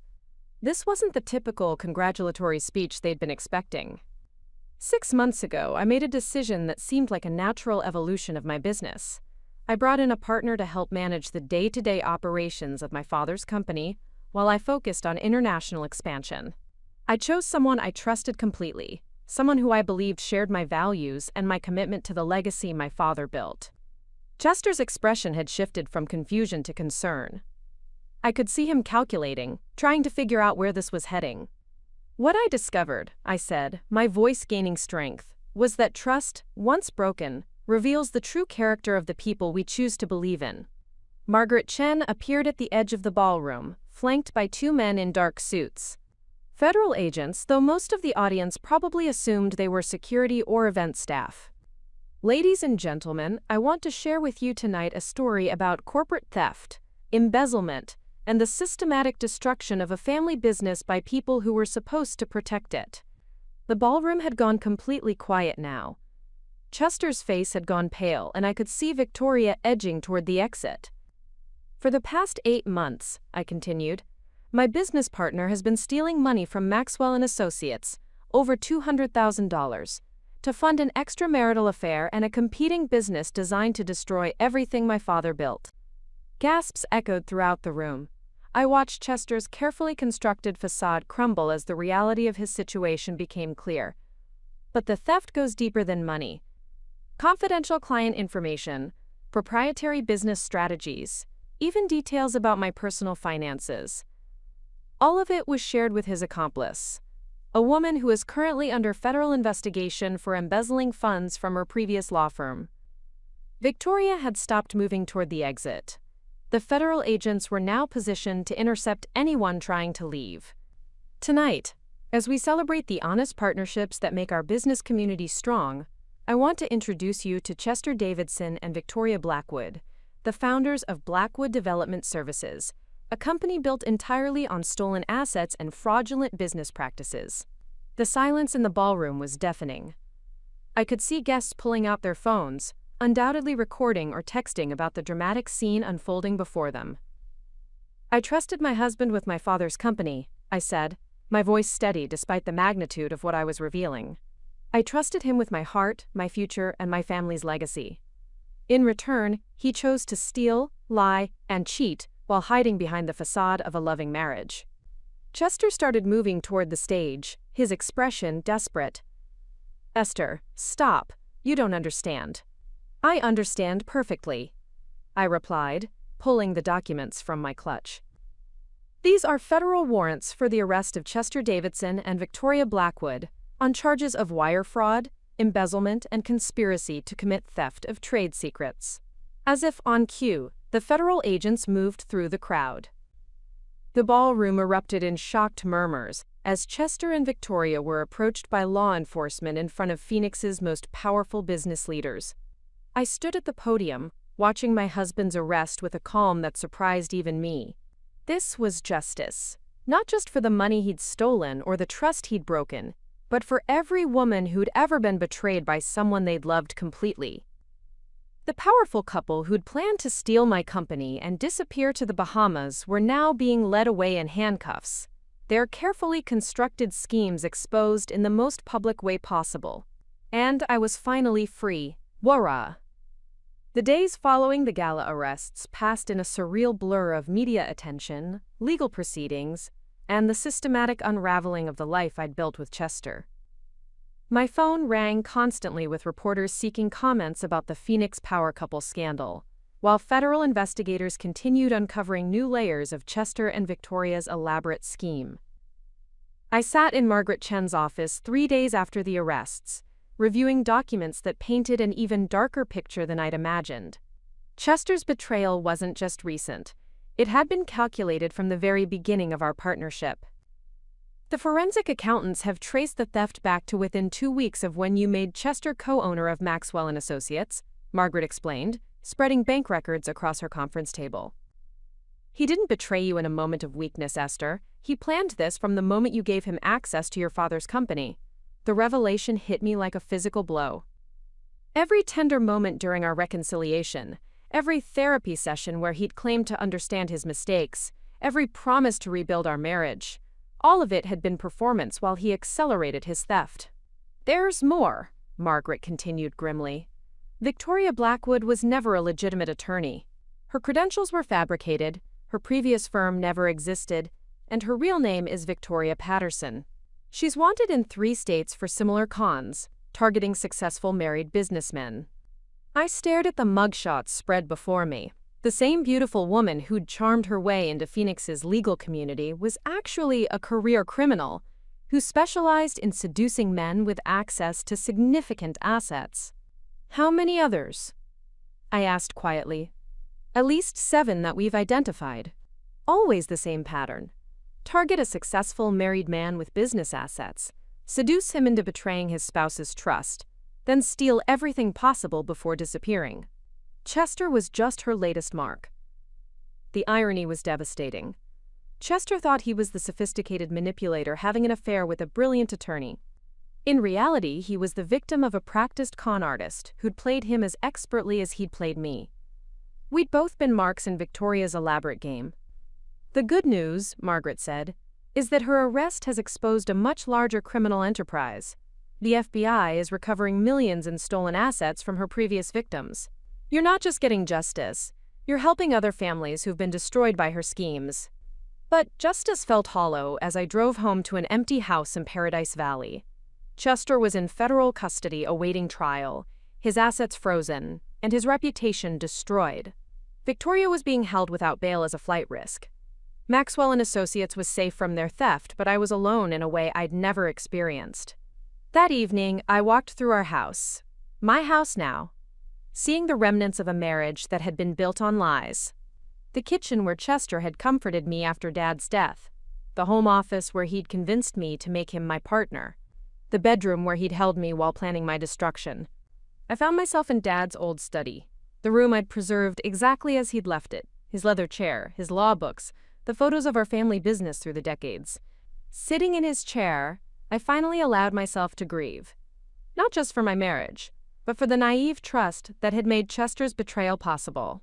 My phone buzzed with a text from George Wellington. Saw the news, flying to Phoenix tomorrow. We need to talk about protecting the international partnerships. The message reminded me that this scandal could destroy more than my personal life. Maxwell Wellington Development represented the future I'd dreamed of building. But would international partners want to work with someone whose judgment had been so catastrophically wrong? I poured myself a glass of Dad's favorite whiskey and sat in his chair, surrounded by the legacy he'd built through honest work and careful relationships. Chester had tried to steal this, to corrupt everything Dad had created, to use my love and trust as weapons against my own success. But he'd failed. Maxwell and Associates was stronger than ever, freed from the financial drain of his theft. The Wellington partnership was intact, built on my abilities rather than Chester's manipulation. And I was finally seeing clearly for the first time in months. I wasn't a victim anymore. I was a survivor who'd learned exactly how dangerous misplaced trust could be. Chester and Victoria thought they'd destroyed me by stealing my money and breaking my heart. Instead, they'd freed me to become something more powerful than they'd ever imagined. The real work began 2 weeks after the arrests, when I realized that destroying Chester and Victoria's scheme was only the beginning. They'd left behind a trail of financial damage that would take months to untangle, and their Bahamas escape plan revealed a level of sophistication that demanded a complete response. I assembled a team that would have impressed any Fortune 500 company. Margaret Chen leading the legal strategy, Alex Sterling coordinating with federal investigators, and a forensic accounting firm that specialized in international financial crimes. We called ourselves the Recovery Team, but I privately thought of us as the Justice Committee. The offshore accounts are the key, explained Jennifer Walsh, the lead forensic accountant, during our first strategy meeting. Chester and Victoria moved $780,000 to Cayman Islands banks over the past 6 months. That's not just Maxwell and Associates money. They were consolidating assets from other victims to fund their disappearance. The scope was staggering. They'd created an intricate web of shell companies, cryptocurrency transfers, and international wire transactions designed to make their stolen money untraceable. But they'd underestimated the determination of someone who'd lost everything and had nothing left to lose. We need to think beyond criminal prosecution, Margaret added, spreading legal documents across my conference table. Civil asset forfeiture, international recovery treaties, even RICO statutes if we can prove this was an ongoing criminal enterprise. I studied the evidence we'd compiled, not just the obvious theft from my company, but a pattern of fraud that stretched back years. Victoria Patterson had perfected her system of targeting successful married businessmen, and Chester had provided the legal expertise to make their schemes more sophisticated than ever before. There's something else, Alex Sterling said, pulling out a new folder. The anonymous photographs that started this investigation? We traced them to Patricia Morrison, Robert Morrison's wife from Morrison's Jewelry. Apparently Victoria had been bragging about her expensive boyfriend to other customers, and Patricia got suspicious when she saw Chester paying for jewelry with a company credit card. The revelation was both touching and infuriating. A jewelry store owner's wife had shown more integrity than my own husband, taking the initiative to document evidence because she'd suspected something was wrong. Patricia Morrison had probably saved my company, and possibly my life. I want to make sure Patricia and her husband know how grateful I am, I said. Without her courage, Chester and Victoria might have succeeded. Over the following days, our investigation uncovered layer after layer of deception. Chester hadn't just stolen money. He'd been systematically documenting everything about my business relationships, my personal finances, even my daily routines. His home office contained detailed files about my meetings with George Wellington, architectural plans for Desert Springs, and financial projections for Maxwell Wellington Development that he had no legitimate reason to possess. Most disturbing was a timeline he'd created showing my travel schedule for the past year, with notes about when I'd be out of the country and unable to monitor company accounts. The Bahamas vacation he'd suggested wasn't random. It corresponded exactly with a major fund transfer Victoria had planned, timed for when I'd be unreachable on a remote island with limited communication. They were going to clean out everything while you were on vacation, Margaret realized, studying Chester's notes. By the time you returned to Phoenix, they'd have disappeared with every asset they could steal. The forensic team also discovered that Victoria had been conducting surveillance on me for months before she'd even met Chester. Photographs of me leaving my house, records of my daily routines, even details about my favorite restaurants and shopping habits. I hadn't just been betrayed by my husband. I'd been hunted by a professional criminal who'd studied me like prey. But the most valuable discovery was Chester's computer, which contained detailed communications with other victims of Victoria's schemes. He'd been coordinating with men in Chicago, Seattle, and Dallas who'd fallen for similar cons, sharing strategies for hiding stolen assets and comparing notes about their wives' vulnerabilities. This gives us everything we need for federal RICO charges, Margaret explained. Chester wasn't just Victoria's victim. He was an active participant in a criminal conspiracy that crossed state lines and involved multiple victims. As we prepared for the legal battles ahead, I felt a strange sense of clarity I hadn't experienced since Dad's death. For the first time in months, I knew exactly who I was fighting and why. Chester and Victoria had tried to destroy my life, but they'd actually revealed my true strength. I wasn't just recovering stolen money anymore. I was dismantling a criminal enterprise that had destroyed other families, and I was making sure that Chester and Victoria would face consequences for every crime they'd committed. The case we were building wouldn't just put them in prison, it would ensure they could never hurt anyone else the way they'd hurt me. 3 months after the arrests, Chester and Victoria made bail through a high-powered defense attorney who specialized in white-collar crime. I wasn't surprised. Criminals with offshore accounts often had resources hidden from investigators. What did surprise me was the call I received from Chester 2 days later. "Esther, please don't hang up." His voice sounded different, smaller somehow, stripped of the confident charm I'd once found so attractive. "I know you have every right to hate me, but I need to see you. There are things about Victoria you don't understand." I almost laughed at the audacity. Chester, facing 20 years in federal prison, was still trying to manipulate me by positioning himself as a victim. But Margaret Chen had prepared me for this possibility. "Any communication with Chester should be documented," she'd advised. "If he's willing to provide evidence against Victoria, it could strengthen our case and help other victims. But never meet with him alone." "I'll meet with you," I told Chester, "but only with my attorney present, and everything will be recorded." We arranged to meet at Margaret's office the following Tuesday. Chester arrived looking like a shadow of his former self. Expensive suit replaced by rumpled khakis, designer watch gone, the cocky confidence that had once defined him completely absent. "Thank you for seeing me," he said quietly, avoiding eye contact as Margaret set up recording equipment. "I know I have no right to ask for anything." "You're right," I replied coldly. "You don't. But I'm curious to hear what you think I don't understand about your partner in crime." Chester flinched at the words, quote, "partner in crime," then took a shaky breath. "Victoria threatened to kill you, Esther. When she realized you were investigating us, she started talking about making it look like an accident. A car crash on your way to a Desert Springs meeting, or maybe a fall at a construction site." The words hit like ice water. Margaret leaned forward, her expression sharp. "Do you have proof of these threats?" "Text messages, recordings, from when she didn't know I was listening. Victoria isn't just a con artist. She's killed before. Her real name is Victoria Patterson, and she murdered her husband in Texas 3 years ago, made it look like a heart attack." I felt the room spinning. The woman who'd charmed Phoenix's business community, who'd seduced my husband and stolen my money, was potentially a murderer, planning to eliminate me as a witness. "Why are you telling me this now?" I asked, my voice steady despite the fear crawling up my spine. "Because I'm not a killer," Chester said, finally meeting my eyes. "I'm a thief, a liar, a cheater, but I never wanted you dead." When Victoria started talking about permanent solutions to the Esther problem, I realized I was in over my head. Margaret was taking rapid notes.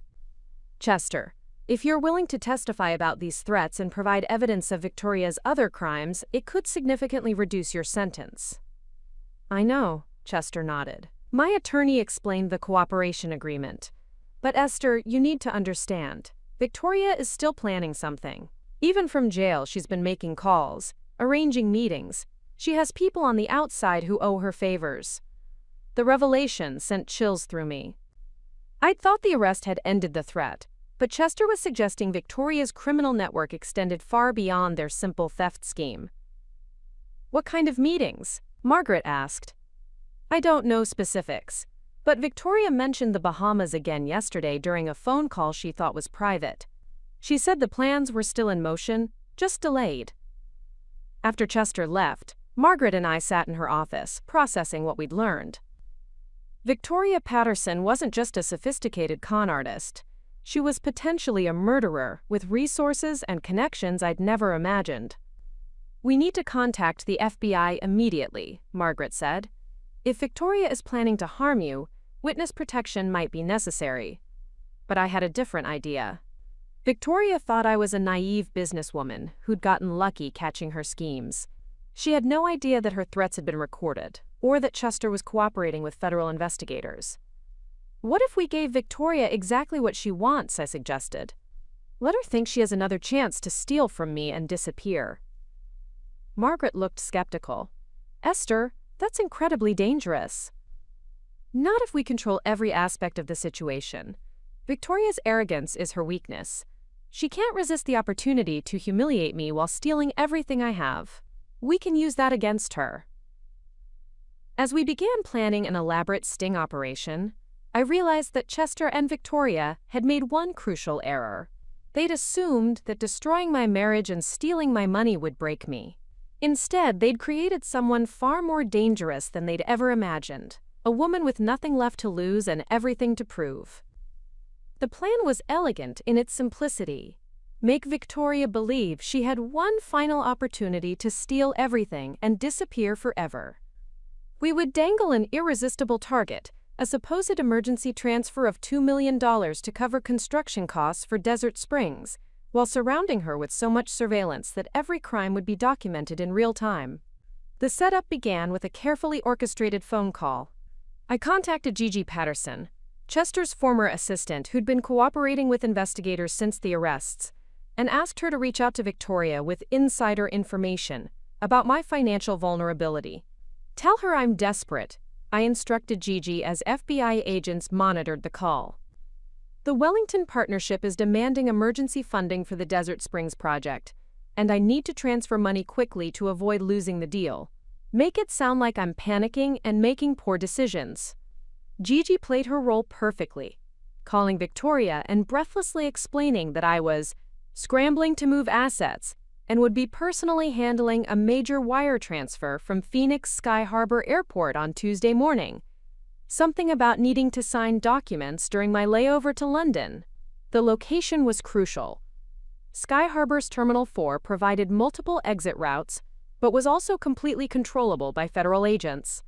Every security camera, every communication channel, every possible escape route would be monitored and recorded. Victoria took the bait immediately.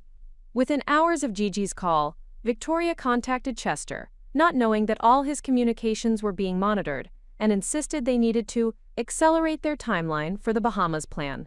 She'd obtained my flight information, learned about the wire transfer, and was already arranging for someone to intercept me at the airport. "She's planning to force you to transfer the money to her offshore accounts," Agent Sarah Kim explained during our final briefing. "Our surveillance suggests she has a male accomplice who'll approach you in the terminal, claim to be from airport security, and escort you to a private area where Victoria will be waiting." The irony was perfect. Victoria thought she was finally getting the chance to humiliate me personally while stealing my money. She had no idea that her perfect victim would be surrounded by a dozen federal agents and that every word she spoke would be recorded as evidence for her murder trial. Tuesday morning arrived with the kind of brilliant Arizona sunshine that made everything seem possible. I dressed carefully, a navy business suit that projected competence and confidence, but not so expensive that it would make Victoria suspicious of my supposed financial desperation. At 8:30 a.m., I walked through Sky Harbor's Terminal 4, carrying a briefcase that contained what appeared to be wire transfer documents, but were actually arrest warrants for Victoria and her accomplice. Agent Kim's voice came through my nearly invisible earpiece as I approached the gate area. "Target identified. Victoria Patterson is positioned near the American Airlines check-in counter wearing a black suit and red scarf. Male accomplice, approximately 6 feet tall with dark hair, is approaching from your 3 o'clock." My heart raced as I saw him. A handsome man in his 30s wearing an airport security uniform that looked authentic but was actually a costume Victoria had arranged. He approached with the kind of official confidence designed to make people comply without question. "Mrs. Davidson?" he said, flashing a fake badge. "I'm Officer Rodriguez with Airport Security. We've had reports of suspicious activity around your gate. Would you mind coming with me to verify some information?" "Of course," I replied, allowing concern to creep into my voice. "Is everything all right?" "Just a precaution," he assured me, guiding me toward a corridor that led to administrative offices. "It should only take a few minutes." As we walked, I spotted Victoria waiting in a small conference room that she'd somehow gained access to. She looked stunning as always, perfectly styled red hair, expensive suit, the kind of confidence that came from successfully manipulating people for years. When she saw me, her smile was triumphant. "Esther," she said, as Officer Rodriguez closed the door behind us. "How lovely to see you again." "Victoria? What are you doing here? I thought you were..." "In jail?" Victoria laughed. "Bail is a wonderful thing when you have the right connections. Now let's discuss your little financial emergency. I understand you need to make a rather large wire transfer this morning." Her voice was smooth, professional, the same tone she'd used when seducing my husband. But there was something predatory in her eyes that I'd never noticed before. The look of someone who viewed other people as prey. "I don't understand," I said, clutching my briefcase closer. "How do you know about..." "Esther, please, don't insult my intelligence." Victoria's tone turned cold. "You're about to transfer $2 million to London, and I'm going to help you redirect that money to a much more practical destination. And if I refuse?" Victoria's smile turned deadly. "Let's just say that airports can be dangerous places. Accidents happen all the time." The threat was clear, and it was being recorded by multiple federal agents positioned throughout the terminal. Victoria Patterson had just confessed to planning my murder while attempting to commit robbery and extortion. In that moment, as Victoria reached for my briefcase with her perfectly manicured hands, I smiled for the first time in months. She thought she was about to steal my money and possibly kill me. Instead, she'd just destroyed herself completely. "Actually, Victoria," I said, opening my briefcase to reveal the arrest warrants, "I have something for you." The conference room door burst open before Victoria could process what she was seeing in my briefcase. Agent Kim entered first, followed by 4 additional federal agents, their weapons drawn and voices commanding immediate compliance. "Victoria Patterson, you're under arrest for conspiracy, extortion, attempted robbery, and making terroristic threats," Agent Kim announced, as Victoria's face went from confident predator to shocked prey in seconds. "You have the right to remain silent." Victoria's accomplice, whose real name turned out to be Marcus Webb, a petty criminal with outstanding warrants in 3 states, tried to run but was tackled by agents positioned in the corridor. The fake security uniform that had been his disguise became evidence of their elaborate scheme. "This is impossible," Victoria sputtered as handcuffs clicked around her wrists. "You can't prove anything. This was just a conversation between old friends." Actually, I said, standing as agents led her toward the door, we can prove everything. Every threat you made, every attempt to extort money, even your plans to make my death look like an accident. It's all recorded, Victoria. Along with evidence of your husband's murder in Texas and fraud schemes in 7 other states. The color drained from Victoria's face as the magnitude of her situation became clear. She'd walked into a trap so complete that there was no possibility of escape, no legal technicality that could save her, no manipulation that could work against evidence gathered by the FBI. "You stupid bitch," she hissed as agents moved her through the terminal. "You have no idea what you've done. There are people who won't let this. The people you're referring to have already been arrested." Agent Kim interrupted. "We rolled up your entire network this morning. Your contacts in the Cayman Islands, your money launderers in Miami, even the corrupt officials who helped you disappear from Texas. It's over." As Victoria and Marcus were led away, I felt a profound sense of closure I hadn't experienced since finding those first photographs months ago. The woman who'd destroyed my marriage, stolen my money, and planned my murder was facing life in prison without possibility of parole. But the real victory came 2 hours later when I walked into the federal courthouse for Chester's sentencing hearing. His cooperation with the investigation had earned him a reduced sentence, 12 years instead of the 30 he'd originally faced. But it was still justice for the man who'd betrayed everything I'd trusted him with. Chester looked up as I entered the courtroom, his expression a mixture of shame and desperate hope. He'd testified against Victoria, provided evidence of her crimes, and written a lengthy confession detailing every aspect of their scheme. But none of that could undo the damage he'd inflicted on my life and my father's legacy. "Esther," he whispered, as I took a seat behind the prosecutor's table. "I'm sorry. I know it doesn't mean anything now, but I need you to know." "It doesn't mean anything," I interrupted quietly. "And it never will." The judge's sentence was swift and final. Chester Michael Davidson would spend the next 12 years in federal prison, followed by 5 years of supervised probation, during which he could have no contact with me or my business interests. His law license was permanently revoked, his assets forfeited to pay restitution to his victims. As the marshals led Chester away, he looked back one final time. I met his gaze without emotion, feeling nothing for the man who'd once been my husband and business partner. That person had been a fiction, a carefully constructed performance designed to steal everything I cared about. 3 months later, I stood in the boardroom of Maxwell & Associates, now Maxwell International, reflecting our expanded global partnerships, surrounded by the team that had helped me rebuild from Chester's betrayal. George Wellington had flown in from London to celebrate the official groundbreaking of Desert Springs, the first of 12 projects we'd planned across 3 countries. "To Esther Maxwell," George said, raising his champagne flute as our staff applauded. "A woman who turned devastating betrayal into unprecedented success."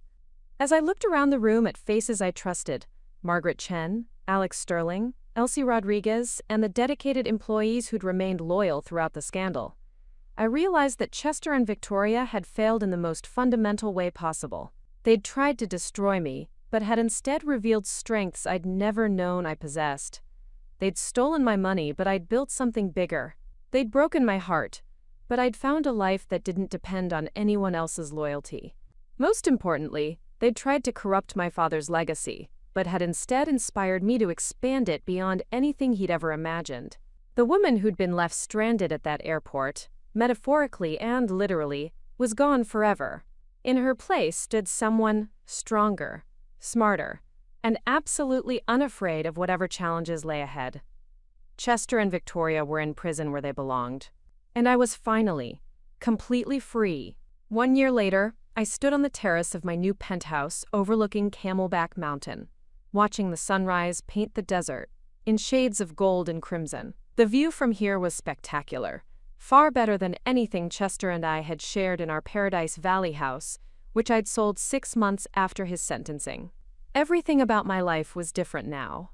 Maxwell International had become one of the Southwest's most respected development firms, with projects spanning from Phoenix to London to Dubai. The Wellington partnership had evolved into something even more ambitious, a global network of sustainable luxury developments that were reshaping how people thought about urban living. My phone buzzed with a text from Patricia Morrison, the jewelry store owner's wife who'd started this entire journey by documenting Chester's affair. She'd become an unlikely friend, and we met monthly for coffee to discuss everything from business to books to the strange bonds formed by surviving betrayal. Saw the Forbes article about Maxwell International. Your father would be so proud, her message read. She was right. Dad's small real estate firm had become an international powerhouse. But more importantly, it remained true to the values he'd instilled: honesty, innovation, and genuine care for clients and employees. Chester had tried to corrupt those values, but had instead forced me to strengthen them. The envelope that had destroyed Chester and Victoria's lives sat framed on my office wall now, not as a trophy, but as a reminder of what I'd learned about trust, power, and the importance of fighting for what matters. The scared, betrayed woman who'd opened that envelope was gone, replaced by someone who understood that real strength comes from surviving your worst moments and refusing to let them define your future. At 35, I was wealthier, more successful, and infinitely happier than I'd ever been during my marriage. The loneliness I'd feared would consume me had been replaced by meaningful friendships, challenging work, and the deep satisfaction of building something lasting and important. Chester was scheduled for release in 11 years, assuming good behavior. Victoria would never see freedom again. Her murder conviction in Texas had added life without parole to her federal sentences. Sometimes I wondered if Chester ever thought about the life we'd planned together, but mostly I didn't think about him at all. The woman who'd been left stranded at that airport terminal, clutching evidence of her husband's betrayal, had discovered something Chester and Victoria never understood. Being abandoned by people who never truly loved you isn't the end of your story. It's the beginning of the one you were always meant to write. As the Phoenix sun climbed higher into the desert sky, I smiled and went inside to begin another day of building the empire my father had dreamed of, one based on integrity, innovation, and the unshakable knowledge that I could handle whatever challenges lay ahead. After all, I'd already survived the worst betrayal imaginable. Everything else was just business. Up next, you've got 2 more standout stories right on your screen. If this one hit the mark, you won't want to pass these up. Just click and check them out. And don't forget to subscribe and turn on the notification bell so you don't miss any upload from us.